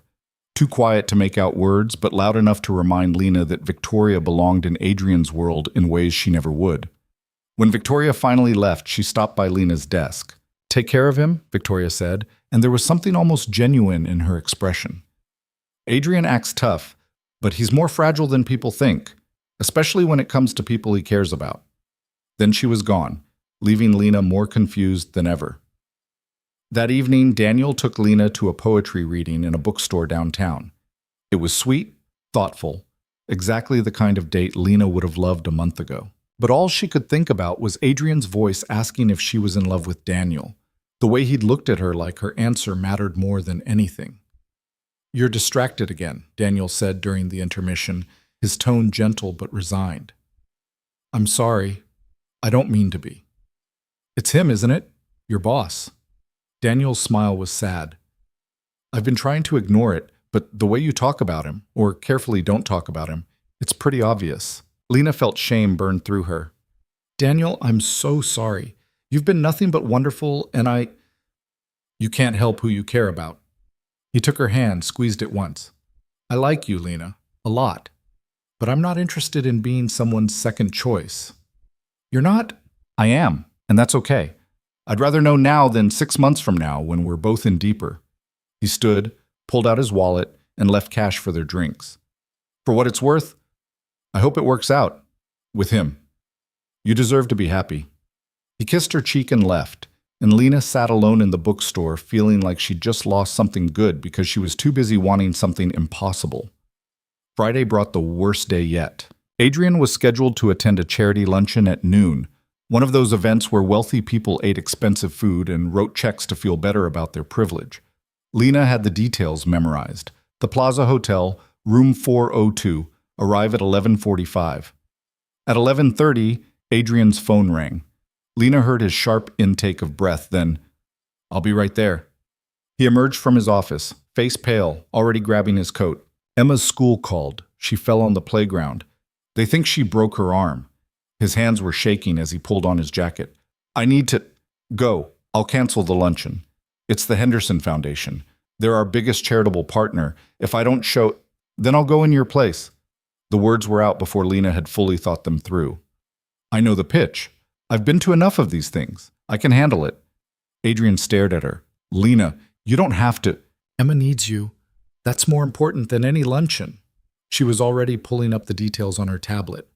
"Go be with your daughter. I've got this." For a moment, Adrian looked like he might argue. Then he crossed the space between them and pulled Lena into a quick, tight hug that left her breathless. "Thank you," he said against her hair. "I'll call you when I know more." Then he was gone, and Lena was left standing in his office, her heart racing, trying to remember how to breathe normally. She made it to the plaza at 11:43, wearing the navy dress from the boutique and a confidence she didn't quite feel. The room was full of wealthy donors, foundation board members, and the kind of people who could write six-figure checks without blinking. "Ms. Brooks," Richard Henderson himself approached, looking concerned. "Where's Adrian?" "Family emergency? His daughter was injured. He sends his apologies." Lena straightened her shoulders. "But I'm here to represent Cole Industries, and I promise you won't be disappointed." Henderson's expression was skeptical, but he gestured to the podium. "Well then, show us what you've got." Lena had watched Adrian give dozens of presentations, had seen the way he commanded a room, the way he made people care about things they hadn't known mattered. She couldn't copy his style, she wasn't him, but she could be herself, honest, direct, passionate about the work Cole Industries did. She talked about the company's commitment to education initiatives, about the scholarships they'd funded, the schools they'd built, the lives they'd changed. She shared statistics Adrian had drilled into her, but she also shared stories. The thank you letter from a single mother whose daughter was now the first in their family to attend college. The photo of a renovated computer lab in a struggling school district. Adrian Cole believes that wealth is only meaningful if it creates opportunity, Lena said, and she meant every word. Not just for his own daughter, but for every child who deserves a chance. When she finished, the room was silent. Then Henderson started clapping, and the rest of the room followed. "That was remarkable," Henderson said afterward, shaking Lena's hand. "Tell Adrian his assistant is wasted in an administrative role. She should be running development." Lena's phone buzzed. "Adrian, Emma's okay. Clean break, needs a cast. We're at St. Mary's if you want to stop by after the luncheon. She's asking for you." Lena stared at the message, her chest tight. Emma was asking for her. A 6-year-old who'd never met her was asking for her. She texted back, "On my way." St. Mary's Hospital was 20 minutes across town. Lena caught a cab, still in her dress and heels, and tried not to think too hard about what she was doing. She found them in the pediatric wing. Emma sat on an examination table, her small arm wrapped in a bright pink cast, tears still streaking her face. Adrian sat beside her, holding her good hand, looking exhausted and relieved and so completely human it made Lena's heart ache. "Lena!" Emma's face lit up when she saw her. "Daddy said you were coming." "Hi, sweetheart." Lena crossed the room, suddenly nervous. "I heard you had an adventure today." "I fell off the monkey bars. It hurt really bad." Emma held up her cast proudly. "But now I have this, and everyone at school is going to think I'm so cool." "Definitely cool. Pink was the right choice." "That's what I said," Emma beamed. "Daddy wanted boring white, but I said pink matches my backpack." Adrian met Lena's eyes over Emma's head, and something passed between them. Gratitude, trust, something deeper that Lena couldn't name. "How did the luncheon go?" he asked quietly. Good. Henderson loved the presentation. Said I should be running development instead of filing your contracts. He's not wrong. They stayed at the hospital for another hour while the doctors gave final instructions. Emma talked nonstop about school, her friends, the dragon picture she'd drawn for Lena, her upcoming birthday party that was princess-themed but also had dinosaurs because why choose? You should come to my party, Emma said suddenly, looking at Lena with wide, hopeful eyes. Daddy says you're really busy, but maybe you're not busy on my birthday? Lena glanced at Adrian, unsure. Emma, we talked about this, Adrian said gently. Lena has her own life. We can't just... I'd love to come, Lena heard herself say. When is it? Next Saturday. We're having it at the park, and there's going to be a bounce house and face painting and... Emma kept talking, but Lena wasn't really listening anymore because Adrian was looking at her with an expression she couldn't quite read. Later, in the hospital parking lot, while Emma was inside using the bathroom, Adrian finally spoke. You didn't have to do that. The luncheon, coming here, agreeing to the party. He leaned against his car, and in the fading afternoon light, he looked tired. I know this isn't what you signed up for. Maybe not, but I wanted to. Lena wrapped her arms around herself against the November cold. Daniel broke things off, said he wasn't interested in being second choice. Adrian's expression shifted. I'm sorry. Don't be. He was right. She met his eyes. I couldn't stop thinking about you, about us, about whatever this is. Lena, I know it's complicated. I know it doesn't make sense. But after today, watching you with Emma, seeing how scared you were, her voice cracked. I don't want to keep pretending I don't care about you. Adrian crossed the distance between them in 2 steps, and suddenly his hands were on her face and he was kissing her, urgent and desperate and full of everything they'd been holding back for weeks. Lena kissed him back, her hands fisting in his shirt, feeling like she was finally doing something right, even if it was probably the stupidest decision she'd ever made. When they broke apart, both breathing hard, Adrian rested his forehead against hers. This is a terrible idea, he said. The worst. I'm your boss. There are rules about this. So many rules. And I have Emma to think about. I can't just... I know. Lena pulled back slightly, looking at him. So what do we do? Before Adrian could answer, Emma emerged from the hospital, running toward them with her good arm waving. Daddy! Lena! The nurse gave me a lollipop even though it's not my birthday. She skidded to a stop, looking between them with a child's uncanny perception. Are you guys fighting? No, baby, Adrian said, his voice remarkably steady. Just talking about work stuff. Oh, boring. Emma grabbed Lena's hand with her good one. Can Lena come have dinner with us? We're getting pizza because the doctor said I was brave. Adrian met Lena's eyes over Emma's head, and a whole conversation happened in that glance. Are you sure about this? No, but I'm doing it anyway. Pizza sounds perfect, Lena said. They went to a place Emma loved, loud and brightly lit and full of families. Emma sat between them in the booth, chattering about her cast and school and 100 other 6-year-old concerns. And for a few hours, Lena let herself pretend this was normal, that she was just having dinner with Adrian and his daughter, that she belonged in this moment. But later, when Adrian dropped her off at her apartment, reality crashed back. We need to figure this out, he said, the car idling at the curb. What we're doing, what it means. I know. I can't promise you easy. My life is complicated. Emma has to come first. And the company, there are policies about relationships between executives and staff. I know, Lena said again, because she did. She'd known from the start that this was impossible. But I don't want to lose you. Adrian's voice was rough. Not as my assistant, not as whatever else this is becoming. So we figure it out. Together. Lena reached across the console, took his hand. One disaster at a time. He laughed, short and tired. That's my life in a nutshell. Mine too. Maybe that's why this works. Lena got out of the car, but before she could close the door, Adrian called her name. Yeah? Thank you. For today, for Emma, for... He stopped, seeming to struggle with words. For staying. Anytime, Lena said, and meant it. She watched his car disappear down the street, then went upstairs to her apartment where she sat on her threadbare couch and finally let herself feel everything she'd been holding back. fear, hope. The terrifying knowledge that she was falling for a man whose life was too big, too complicated, too far from anything she'd ever known. But also the knowledge that when Emma had asked for her, when Adrian had needed her, she'd been there, and it had felt right in ways nothing else had in a long time. Her phone buzzed. A text from Adrian. Emma wants to know if you'll help her decorate her cast tomorrow. Something about glitter and stickers and making it the best cast in her whole school. I tried to tell her you probably have plans, but she's very persistent. Lena smiled despite everything. Tell her I'll bring extra glitter, the really annoying kind that gets everywhere. You're going to regret that when my car is covered in sparkles. Probably. But it'll be worth it. 3 dots appeared, disappeared, appeared again. Finally. Yeah, it will. Lena fell asleep that night with her phone in her hand and hope in her chest, not knowing that everything was about to get much more complicated, because Monday morning would bring Victoria Hale back to Adrian's office with a merger proposal that could change everything.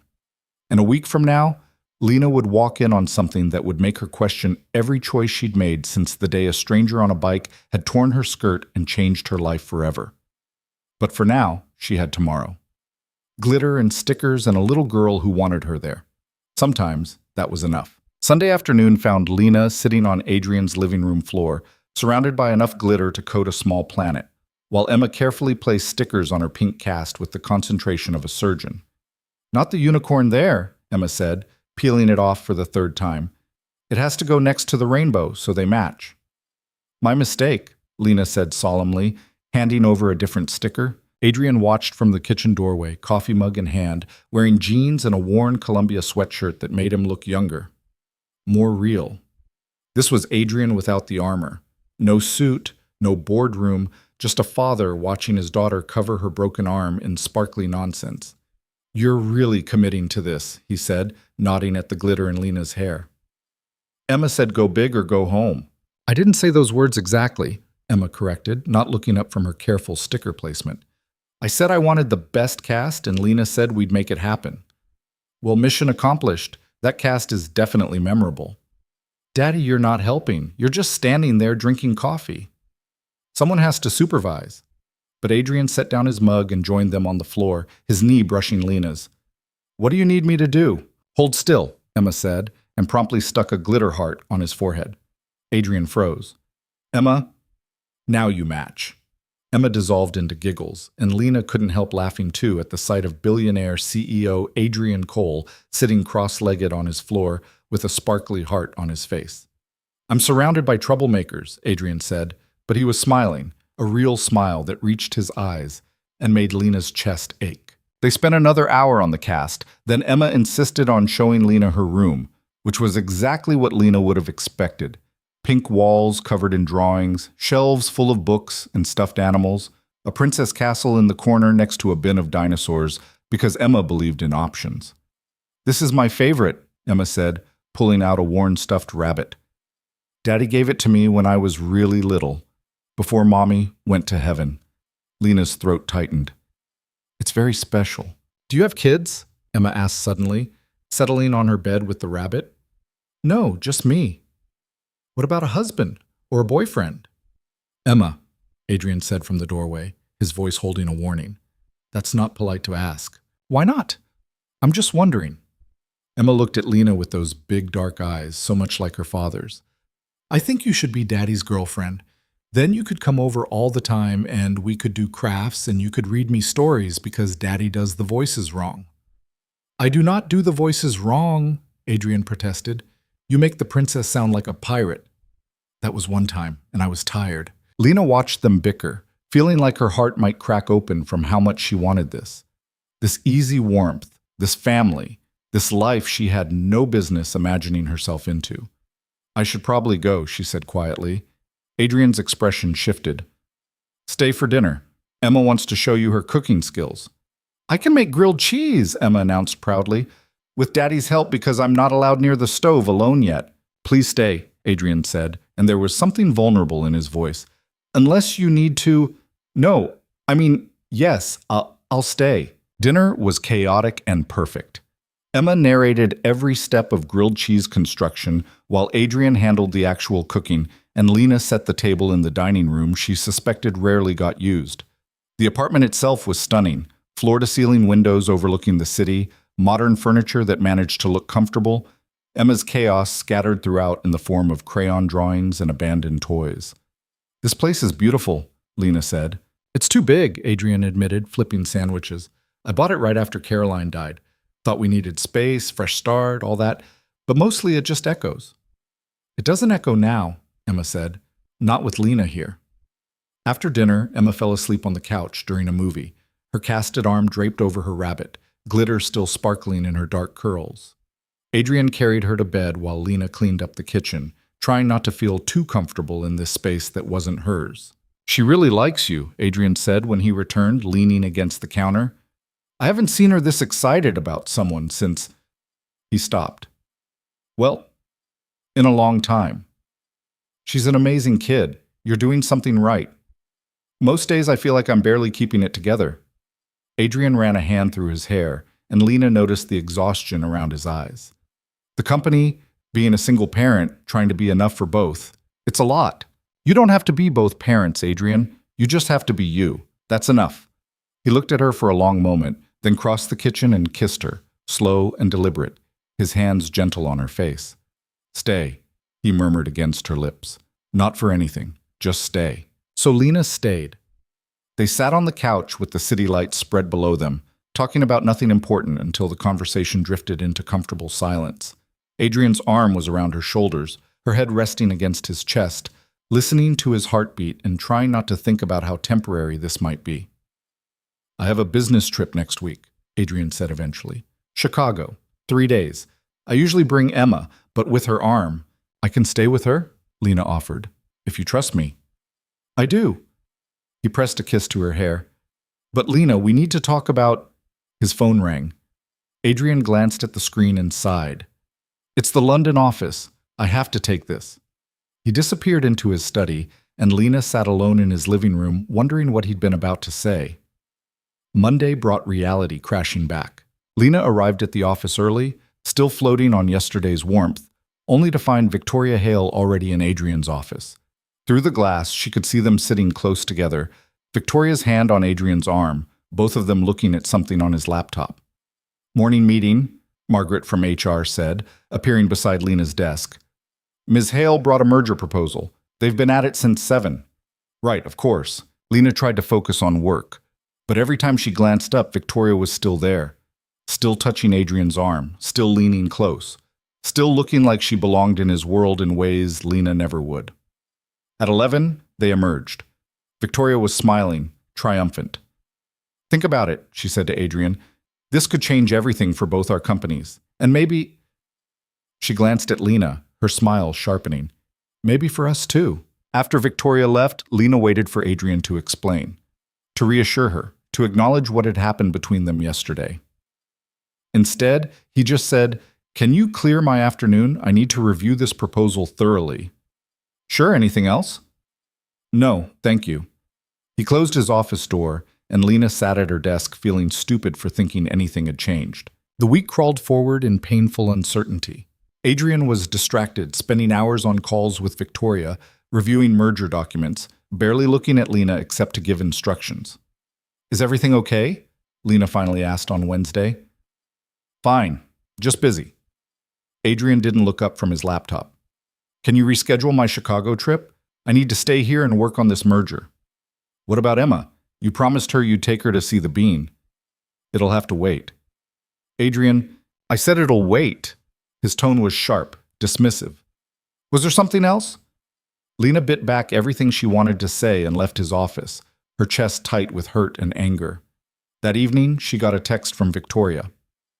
"Coffee tomorrow? I think we should talk, woman to woman." Lena almost deleted it, but curiosity, or maybe masochism, made her agree. They met at a cafe near the office, Victoria perfect in designer casual wear, Lena still in her work clothes, already at a disadvantage. "Thank you for coming," Victoria said, stirring her latte. "I know this is awkward. What do you want?" "To be honest with you. Because I think you deserve that." Victoria met Lena's eyes. "Adrian and I have history, real history. We were engaged, planning a life together before things fell apart. And lately, working on this merger, we've been remembering why we worked so well together. Lena's stomach turned. Why are you telling me this? Because I've seen the way you look at him, and the way he looks at you. Victoria's expression was almost pitying. You're smart, Lena. You have to know this. Whatever this is between you two, it's not sustainable. That's not your business. Maybe not, but Adrian is. He needs someone who understands his world, someone who can be a partner in every sense, personal, professional, someone who can help him build something lasting. Victoria leaned forward. Can you be that person? Honestly, I don't know, Lena admitted, hating how her voice shook. But that's between me and Adrian. Is it? Because from where I'm sitting, Adrian's been avoiding you all week, canceling plans, choosing work over everything else. Victoria's smile was gentle, cruel. That's who he is, Lena. When things matter most, Adrian Cole chooses the company. He always has. That's why we didn't work. And it's why you won't either. Lena left the cafe feeling like she'd been gutted. And the worst part was Victoria wasn't wrong. Thursday afternoon, Lena walked into Adrian's office with his coffee and found him on a video call with Victoria. They were laughing about something, easy and familiar, and Victoria's hand was visible on screen, touching someone's arm. Adrian's arm. He looked up, saw Lena standing there, and something flickered across his face. Guilt, maybe. I'll call you back, he said into the screen, and ended the call. Sorry, Lena said flatly. Didn't mean to interrupt. You weren't interrupting. We were just finishing up. Right. Looked very finished. She set down his coffee harder than necessary. Victoria said you two have been spending a lot of time together, working on the merger. We have. It's a complicated deal. Is that all it is? The question came out before Lena could stop it. A deal? Adrian's expression closed off. What are you asking? I'm asking if Sunday meant anything to you. If I meant anything, or if I'm just... Her voice cracked. Something temporary until you figure out what you really want. Lena, because Victoria was very clear about what she wants, and from where I'm standing, you're not exactly fighting her off. That's not fair. None of this is fair. Lena's anger finally broke free. I'm falling for you, Adrian. Against every bit of common sense I have, I'm falling for you. And you're sitting here having cozy video calls with your ex-fiancé while I try to figure out where the hell I fit in your life. This isn't the time. When is the time? When you're not too busy. When the merger is done. When Emma's older. There's always going to be something more important than this. Than us. Adrian stood, his own frustration visible now. You think this is easy for me? You think I don't want... He stopped, seemed to wrestle with himself. I have responsibilities. Emma, the company, thousands of employees depending on my decisions. I can't just what? Choose me? Lena's eyes stung. I'm not asking you to choose me over Emma. I would never ask that. But I need to know if there's room for me anywhere in your life or if I'm kidding myself. I don't know, Adrian said, and the honesty in his voice was worse than any lie. I don't know how to make this work, how to be what Emma needs, what the company needs, what you need. I don't know if I can do all of it. Then maybe you should figure that out, Lena said quietly, because I can't keep doing this, wondering if Sunday was real or just a moment you're going to regret. She left before he could respond, her heart breaking with every step. Friday brought Emma's birthday party. Lena almost didn't go. Spent the whole morning convincing herself it would be better to stay away, to start putting distance between herself and this impossible situation. But she'd promised Emma. And despite everything with Adrian, she couldn't break that promise.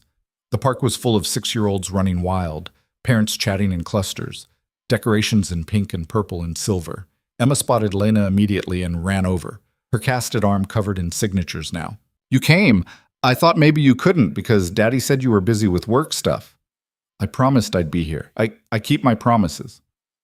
Adrian was by the bounce house, talking to another parent, but he looked over when Emma dragged Lena into the party. Their eyes met, and Lena saw exhaustion, regret, something that might have been longing. She looked away first. The party was chaos. Cake and face paint and games that made no sense but delighted Emma anyway. Lena helped corral children, avoided Adrian as much as possible, and tried not to feel like her heart was being ripped out every time Emma grabbed her hand or called her name. "Lena, watch me!" Emma yelled from the top of the slide. "I'm watching!" "Lena, you have to try this cake. It's so good." "I will, sweetheart." Lena, come see what Madison's mom brought. It's face paint glitter." And through it all, Adrian watched. Lena could feel his eyes on her, tracking her movements, but he kept his distance like they'd silently agreed this wasn't the time or place. Near the end of the party, while Emma was busy with presents, Lena slipped away to catch her breath. She found a bench away from the chaos, her chest tight with unshed tears. "Hey." She looked up to find Adrian standing there, hands in his pockets, looking as wrecked as she felt. "Hey." "Thank you for coming. Emma wouldn't have forgiven me if you weren't here." "I didn't come for you," Lena said, and watched him flinch. "I came for her." "I know." Adrian sat down, leaving space between them. "I'm sorry. For this week. For everything." "Are you?" "Because from here, it looks like you're doing exactly what you want, keeping your options open with Victoria while I—" She stopped, swallowed hard. "While I wait around hoping you'll figure out if I'm worth the complication." "You are," Adrian said fiercely. "Lena, you are worth. Then prove it." She finally looked at him. "Stop hiding behind work and responsibility and fear. Make a choice, Adrian, please." Before he could respond, Emma came running over, face painted like a butterfly, dragging a present. "This one's for you," she told Lena. "I picked it out myself and Daddy said it was perfect." Lena opened it with shaking hands. Inside was a bracelet, simple silver with a small charm in the shape of a dragon. "Like from the picture I drew," Emma explained. "Because you're brave like a dragon slayer, that's what Daddy said." Lena's vision blurred. "Emma, I can't. Please keep it. I want you to have it so you remember us even when you're busy doing important work stuff." "I could never forget you," Lena said, pulling Emma into a hug. "Never." Over Emma's shoulder, she met Adrian's eyes. He looked devastated, like he was watching something precious slip away and didn't know how to hold on. The party wound down. Parents collected sugar-high children. Emma crashed hard, falling asleep in Adrian's arms while he carried her to the car. "I'll see you Monday," Lena said, helping gather decorations. "Lena, wait. Can we—" "Not now, Adrian. I can't—" Her voice broke. "I just need some space to think." She left while he was still buckling Emma into her car seat, the dragon bracelet heavy on her wrist. That night, Lena lay in bed staring at the ceiling, trying to figure out what she wanted, what she could live with. Whether loving Adrian Cole was worth the constant uncertainty, the feeling of coming second to everything else in his life. Her phone buzzed. A text from Adrian. "I wrote you a letter, left it on your desk. Please read it before you make any decisions." Lena didn't respond. Monday morning, she found the envelope exactly where he said it would be. Her name written in Adrian's precise handwriting, the paper thick and expensive like everything in his world. She almost didn't open it, almost threw it away and saved herself whatever was inside. But in the end, she needed to know. The letter was 3 pages, handwritten, and it destroyed her. "Lena, I don't know how to do this. Write letters, admit feelings, be vulnerable with someone who could hurt me more than any business failure ever could. But you deserve honesty, so here it is. I'm terrified of what I feel for you, of how much Emma already loves you, of the way you've become necessary to my life in 3 months when I've spent years making sure nothing, no one, became necessary except my daughter. Victoria is easy. She knows my world, wants the same things, wouldn't require me to change or risk or feel more than I'm comfortable feeling. The merger proposal is real, and it's good for the company, but that's all it is. Business. What I feel for you isn't business, isn't easy, isn't anything I know how to handle. You make me want things I gave up on after Caroline died: partnership, trust, someone to come home to who sees past the CEO to the mess underneath. But I'm also aware of what I'm asking. For you to wait while I figure out how to balance everything. To be patient with a man who spent 4 years putting walls around his heart. To love a child who isn't yours but who already looks at you like you might stay. I canceled the Chicago trip because I was afraid. Of leaving Emma after her accident, yes. But also of the space between us giving you time to realize you deserve better than this. Than me. You do deserve better. Someone uncomplicated. Someone who doesn't come with a daughter and a corporation and baggage I'm still unpacking. But selfishly, I want to be the person you choose anyway. If you're done, if this is too much, too messy, too uncertain, I'll understand. I'll write you the best reference letter anyone's ever received, help you find a position elsewhere, anything you need. But you'll break something in me that I'm not sure I can fix again. Or if you're willing to try, if you can be patient while I learn how to let someone in again, I promise to do better, to make space, to choose you when it matters most. I'm not good at this, at feelings, at asking for what I want. But I want you, Lena, however we can make it work. Please don't give up on us yet. Adrian. Lena read it 3 times, tears streaming down her face, her chest so tight she could barely breathe. He was scared. She was scared. This whole thing was impossible and complicated and probably a terrible idea, but he was asking her to try. She found Adrian in his office, staring at his computer without really seeing it. He looked up when she entered, his expression carefully neutral, but she saw the fear underneath. I read your letter, Lena said. And?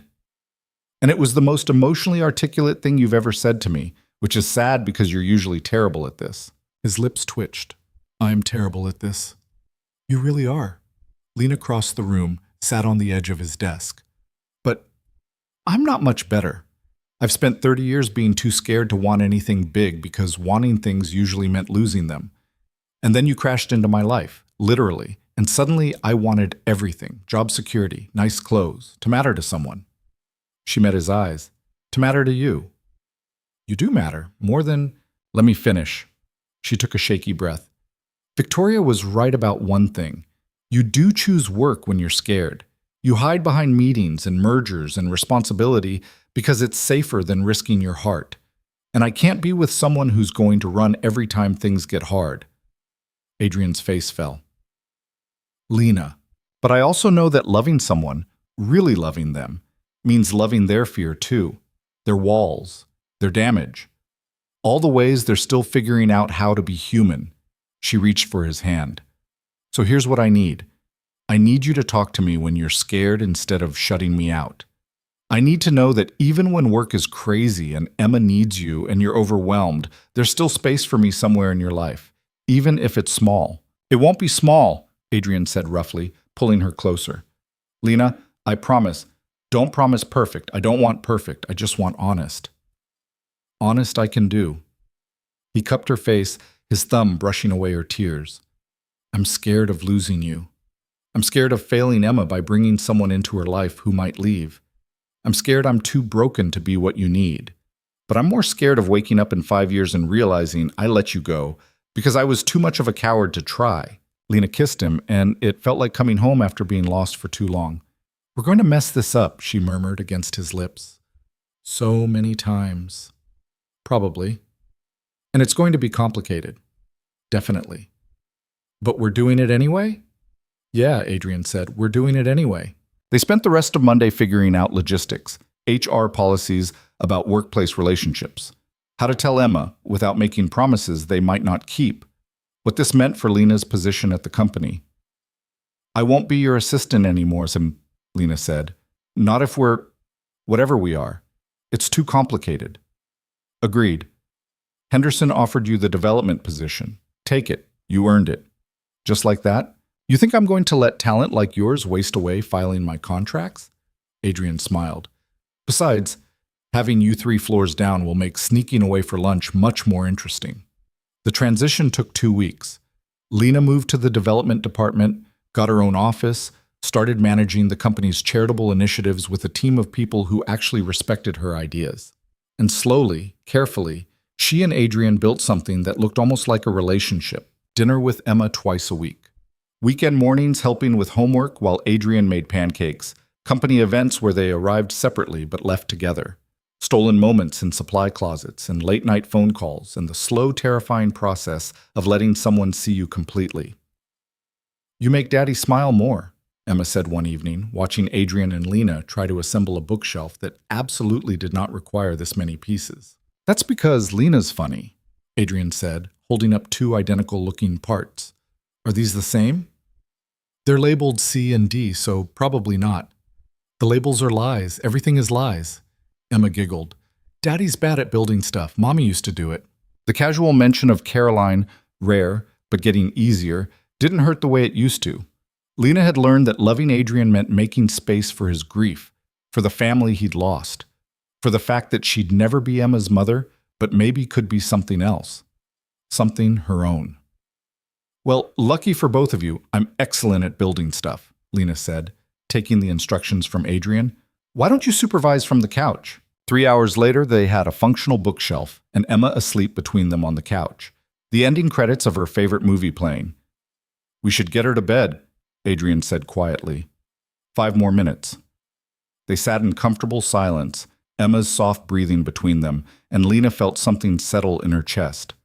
Not perfect, not without complications, but real, and hers. I love you, Adrian said suddenly. I should have said it sooner, but I was scared. I know. Lena looked at him over Emma's sleeping form. I love you too, even though you're terrible at building furniture. I have other skills. Debatable. He laughed, quiet and genuine, and Lena memorized the sound. This was what she'd been running toward that morning 3 months ago. Not the job or the salary or the nice clothes. This feeling of belonging somewhere, of mattering to people who mattered back. The skirt had been ruined, but everything that came after, the chaos and uncertainty and fear, had been worth it.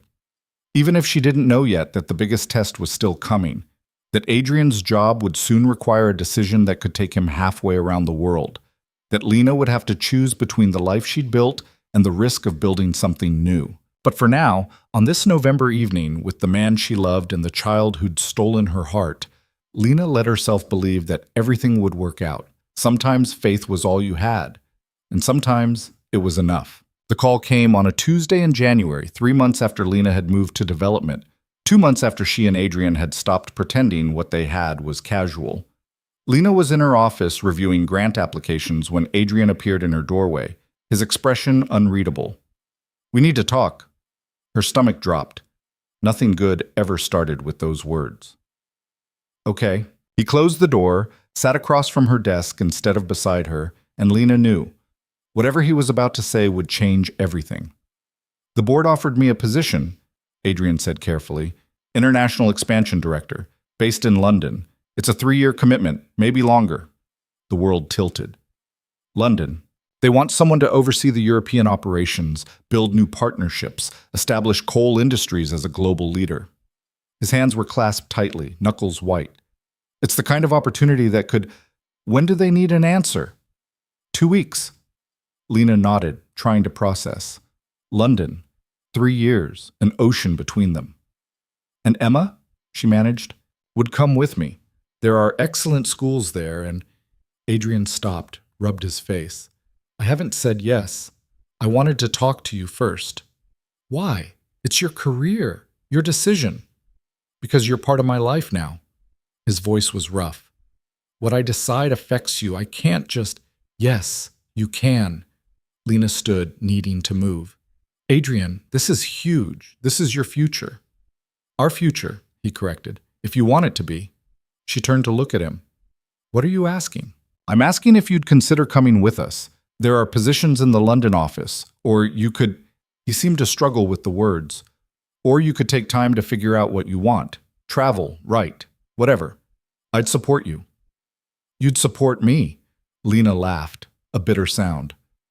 With your money, while I follow you across the world and give up everything I've built here. That's not what I meant. Isn't it? She crossed her arms, defensive. I finally have a job I'm good at, a team that respects me, independence I've never had before. And you're asking me to give it all up to be what? Your girlfriend who moved to London because you got a promotion? Adrian flinched. I'm asking you to build a life with me. That's not the same thing. Isn't it? Lena's voice cracked. You're going either way, Adrian, with or without me. This job is too important to pass up, and we both know it. I haven't decided, but you will, because that's who you are. You choose the company when it matters most. She threw his own words back at him, the ones Victoria had said months ago. And I'll be the one left trying to fit into whatever space is left over. That's not fair. None of this is fair. The anger felt good, easier than the fear underneath. I spent 30 years barely surviving, Adrian, scraping by, hoping for something better, and I finally have something that's mine. My job, my apartment, my life, and you're asking me to pack it all up for a maybe. It's not a maybe. Adrian stood, his own frustration breaking through. I love you. I want a future with you. That's not maybe. That's... For how long? The question stopped him cold. How long before the next opportunity comes up? The next promotion that requires us to uproot everything again? How long before I'm just the woman who follows you around, giving up pieces of myself until there's nothing left? I would never ask you to. You already are. Lena's vision blurred. Maybe not intentionally, but asking me to choose between you and everything I've worked for, that's exactly what you're doing. The silence between them was crushing. I need time, Lena said finally, to think. How much time? I don't know. As much as you're giving the board, I guess. Adrian's jaw tightened, but he nodded. Okay, take the time you need. He left, and Lena collapsed into her chair, her chest so tight she could barely breathe. The next 2 weeks were torture. Adrian was professional at work, distant everywhere else. No dinners with Emma, no stolen moments in empty conference rooms, no texts about nothing important. Lena threw herself into her job, trying not to think about what she'd lose either way. Choose Adrian and give up her independence. Choose herself and lose the man she loved and the child who'd become family. You look terrible, her coworker Rachel said on Thursday, finding Lena still at her desk at 8 p.m. What's going on? Nothing, just busy. Lena, I've known you for 3 months. You stress organize when you're upset, and your files have never been this alphabetized. Rachel sat on the edge of the desk. Does this have to do with Adrian Cole? How did you... Everyone knows. You two aren't as subtle as you think. Rachel's expression was kind. What happened? So Lena told her about London, the impossible choice, the fear of losing herself. Can I be honest? Rachel said when she'd finished. Please. You're not really afraid of losing yourself. You're afraid of wanting something this much. Rachel tilted her head. You've spent your whole life expecting the worst, waiting for things to fall apart. And now you have something real, something good, and it terrifies you that it might not last. That's not, isn't it? You told me once that you kept taking terrible jobs because at least you knew what to expect. At least disappointment was familiar. Rachel squeezed her hand. Maybe it's time to stop choosing safety and start choosing happiness, even if it's scary. That night, Lena lay in bed turning Rachel's words over. Was she running again, choosing familiar struggle over uncertain joy? Her phone buzzed. Emma, Daddy says you're busy with work. Are you mad at us? Lena's heart cracked. Not mad, sweetheart. Just figuring some stuff out. When you figure it out, can you come over? I miss you. I miss you too. 3 dots appeared, disappeared, appeared again. Daddy misses you too. He won't say it, but he looks sad all the time. Like when Mommy first went to heaven. Lena read the message 3 times, tears streaming down her face. The next morning, she woke to voices outside her apartment. Loud voices, angry voices. She looked out the window and saw Adrian on the sidewalk below, arguing with, was that her landlord? Lena pulled on clothes and ran downstairs. Completely inappropriate, her landlord was saying, red-faced. You can't just show up here making demands. Adrian? Lena interrupted. What's going on? He turned and she saw the desperation in his eyes. Tell me what you need. What? To stay. To choose this. Us. Adrian gestured around wildly. A better apartment? I'll buy you one. A guaranteed position at Cole Industries? Done. Security, stability, proof that I won't let you down. Tell me what you need and I'll make it happen. Mr. Cole was trying to buy your building, the landlord interjected, still furious. Said something about fixing the heat and upgrading the units. I wasn't trying to buy it, I was offering to invest. Adrian stopped, turned back to Lena. I'm making this worse, aren't I? Yes, Lena said, but she was almost smiling through her tears. You're making it so much worse. I don't know what I'm doing. He ran both hands through his hair, looking lost. I've spent 2 weeks trying to logic my way through this. Made spreadsheets, calculated pros and cons, called my therapist 3 times, and the only thing I know for sure is that I can't lose you. So you decided to buy my building? I was trying to fix things. I always try to fix things. His voice broke. But I can't fix this, can I? I can't make you choose me. I can't promise it'll be easy or that you won't have to sacrifice things. All I can do is stand here and tell you that I love you, Emma loves you, and I'll spend the rest of my life trying to build a life where you don't have to give up who you are to be with us. The landlord cleared his throat. Should I leave? Lena and Adrian said together. When they were alone on the sidewalk, Lena finally spoke. I'm scared.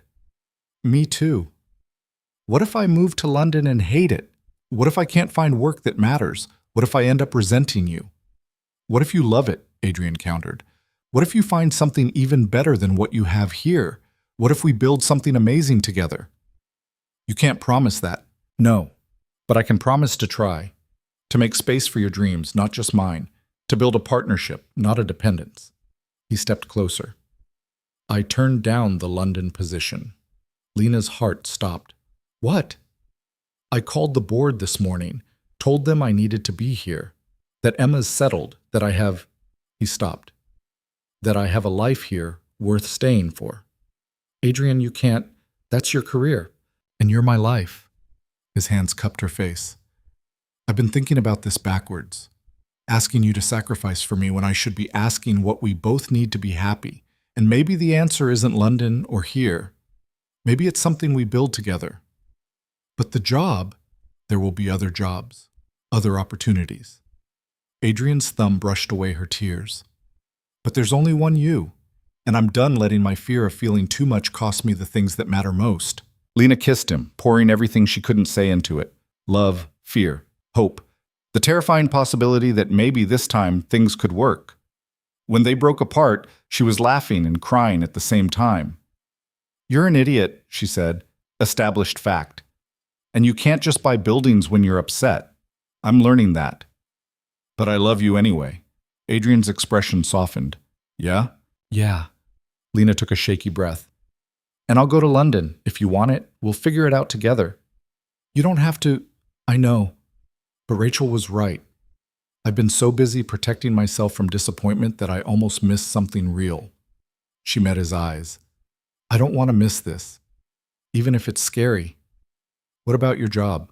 Henderson offered me a position in the London office last week, Director of European Charitable Initiatives. Lena smiled at his shocked expression. I didn't tell you because I was trying to decide if I was brave enough to take it. And now? Now I think maybe being brave isn't about not being scared. It's about doing it anyway. Adrian kissed her again, and this time it felt like a promise. The announcement came 2 weeks later. Adrian Cole would be heading international expansion from London. His partner in both business and life, Lena Brooks, would be directing charitable operations. The office gossip was immediate and vicious. Lena had slept her way into a promotion. She was using Adrian. He was having a midlife crisis. Ignore them, Rachel advised. People always talk. But ignoring was harder than Lena expected, especially when Victoria Hale showed up at her office on Lena's last day. Congratulations, Victoria said, and she almost sounded genuine. London is beautiful this time of year. Thank you. Can I give you some advice, woman to woman? Lena braced herself. Sure. Don't lose yourself trying to be what he needs. Adrian is good at consuming everything around him. It's what makes him successful. But you have to hold on to who you are, or you'll wake up one day and not recognize yourself.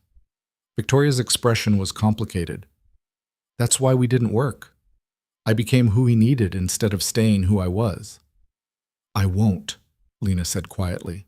Make that mistake. Good. Victoria smiled, sad and knowing. He's lucky to have you. Try to remember that when things get hard. Moving to London was chaos. Finding an apartment large enough for all three of them, but close to Emma's new school. Helping Emma say goodbye to friends while promising they'd visit. Packing up Lena's tiny studio, which somehow felt harder than leaving her job. This is where I became someone I liked, Lena told Adrian, standing in the empty apartment on their last night in the city. You were always someone worth liking. This is just where you started believing it. The London office was bigger, shinier, more intimidating than Lena had imagined.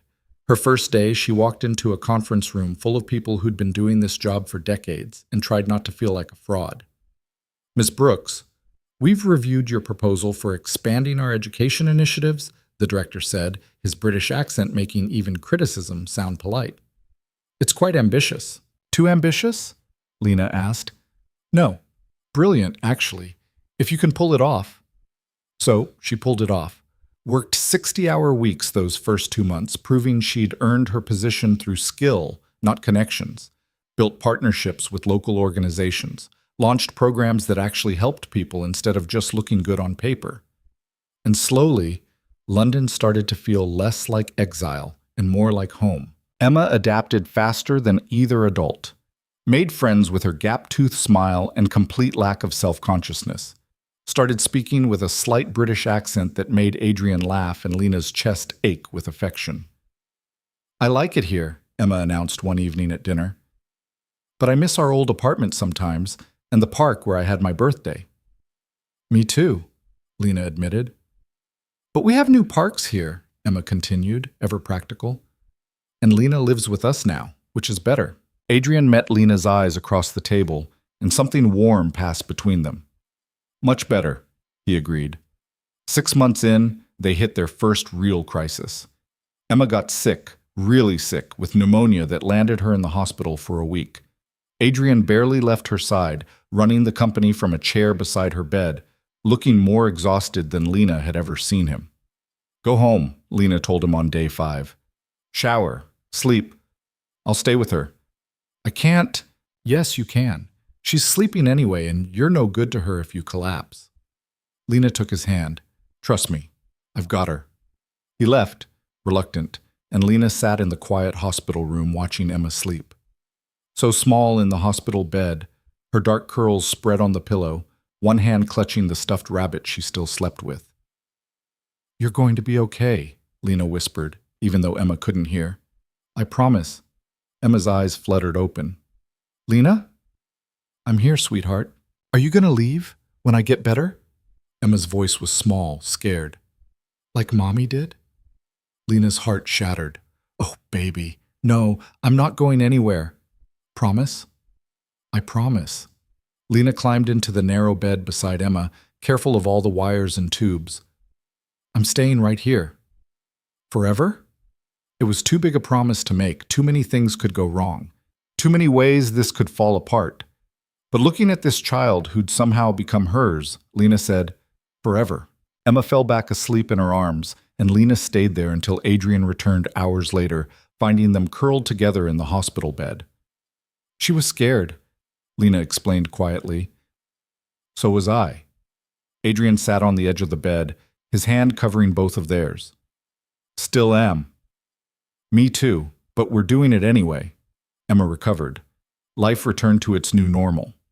Work and school and dinners together and the slow, steady building of something that looked like family. 9 months into London, the board approached Adrian about extending his contract.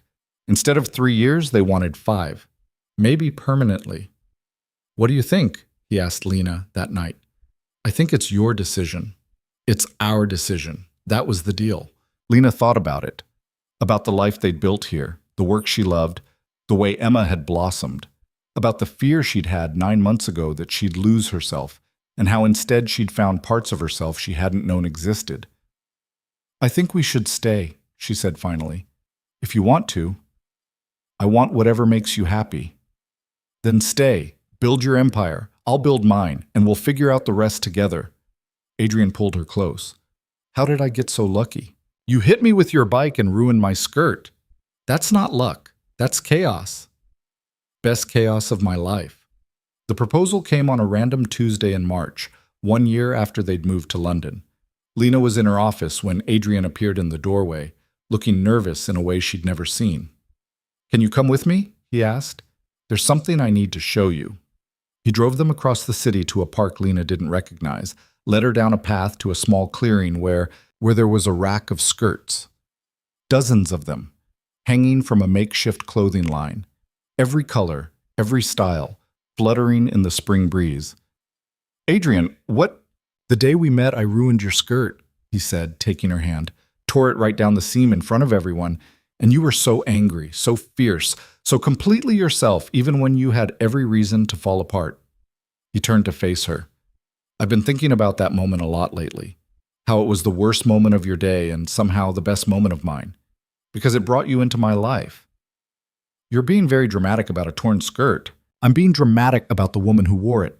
The woman who told me off on the street, who called me out when I was being an idiot, who loved my daughter when she didn't have to. Adrian's voice shook. Who chose to build a life with me even when it meant risking everything she'd worked for?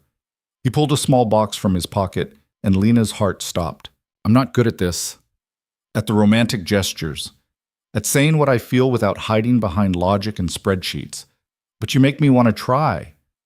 He opened the box, revealing a simple ring, elegant, understated, perfect. Marry me, Lena. Not because it's logical or makes sense, just because I love you and want to spend the rest of my life proving it. Lena looked at the ring, at the ridiculous display of skirts, at the man she'd loved through every complication and crisis. You bought me skirts. Dozens of them, in case I mess up again. You will mess up again. I know, but I'll try not to. And when I do, you'll tell me, and we'll figure it out together. Adrian was fully vulnerable now. No walls, no CEO mask. Say yes, please. On one condition. Anything. We get rid of all these skirts. They're ridiculous, and I hate every single one. Adrian laughed, relief flooding his face. Deal. Then yes, I'll marry you, even though you're terrible at romantic gestures and bought me the world's most embarrassing engagement present. He kissed her there in the clearing, surrounded by fluttering fabric and spring sunshine, and it felt like the ending of one story and the beginning of something bigger. The wedding was small. Just Emma, a few close friends, the people who'd watched them stumble their way into something real. Emma wore a purple dress and insisted on being the flower girl and the ring bearer because why choose? Do you, Adrian Cole, take Lena Brooks? I do, Adrian interrupted. Sorry, yes, absolutely, I do. The officiant smiled. I haven't finished the question yet. Doesn't matter. The answer is still yes. Lena laughed through happy tears, and Emma cheered, and when they were finally pronounced married, the kiss was sweet and perfect and tasted like the future. 2 years later, Lena stood in a conference room in Geneva, presenting Cole Industries' new global education initiative to a room full of international donors. Her team had worked for months on this, building partnerships across 12 countries, creating opportunities for kids who needed them most. We're not just writing checks, Lena told the room. We're building systems, creating sustainable change, giving children the tools they need to build their own futures. The presentation ended to enthusiastic applause and promises of funding that would change thousands of lives. Afterward, Adrian found her in the hallway. You were incredible in there. We were incredible. This was a team effort. Still, my wife, the humanitarian. He kissed her forehead. I'm proud of you. I'm proud of us. Lena leaned into him. For figuring out how to do this. The marriage, the careers, the life we built. It's not what I expected. Better or worse? Better. So much better than anything I could have planned. That evening, they video called Emma, who was spending the week with Adrian's parents while they traveled for work. Guess what? Emma announced, gap-toothed smile even wider now at age 8. I got an A on my maths test and Mrs. Patterson said I'm brilliant. Of course you are, Lena said. You're the smartest kid I know. That's because you and Daddy are smart, so I got your smart genes. Emma peered at the screen. When are you coming home? I miss you. 2 more days, Adrian promised, and then we're all yours for a whole week. Good, because I need help with my science project and Grandma doesn't understand photosynthesis. After they hung up, Lena sat on the hotel bed thinking about how far they'd all come. Adrian, learning to balance ambition with presence. Emma, growing up brave and kind.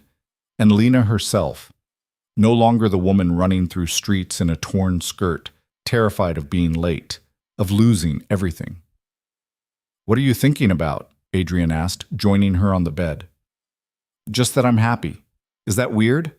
After everything we've been through? Not weird, maybe miraculous. I don't believe in miracles. Neither did I.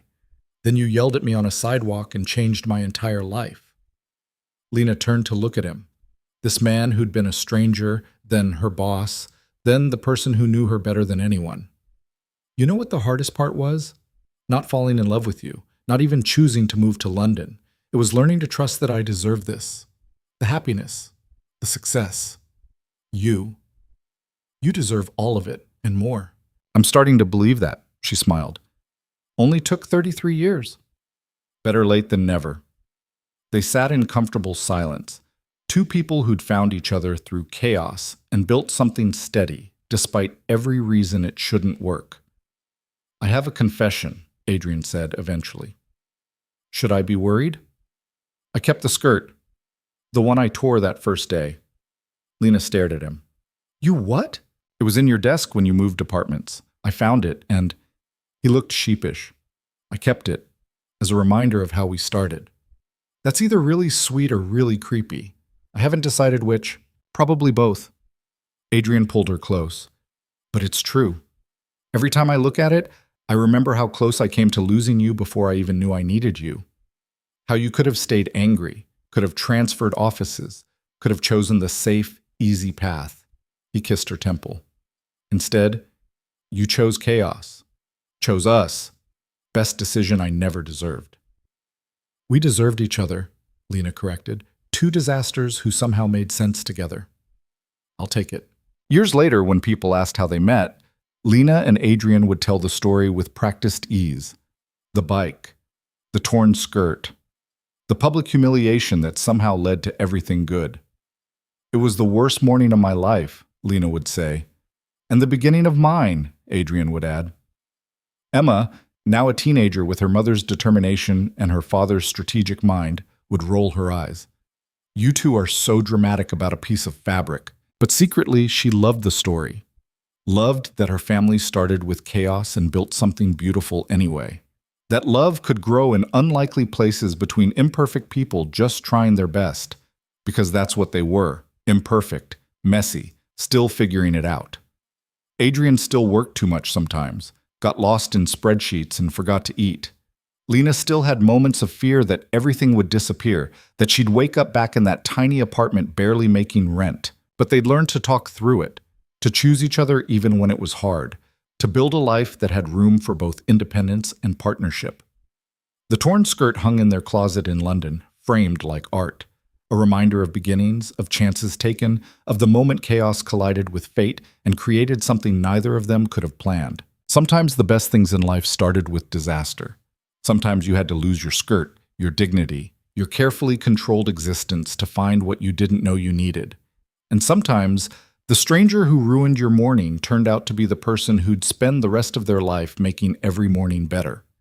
It wasn't a fairy tale. Fairy tales were too neat, too perfect, too simple. This was real life, complicated and messy and full of moments when they almost got it wrong. But it was theirs, built from torn fabric and torn pride and the courage to keep trying even when scared.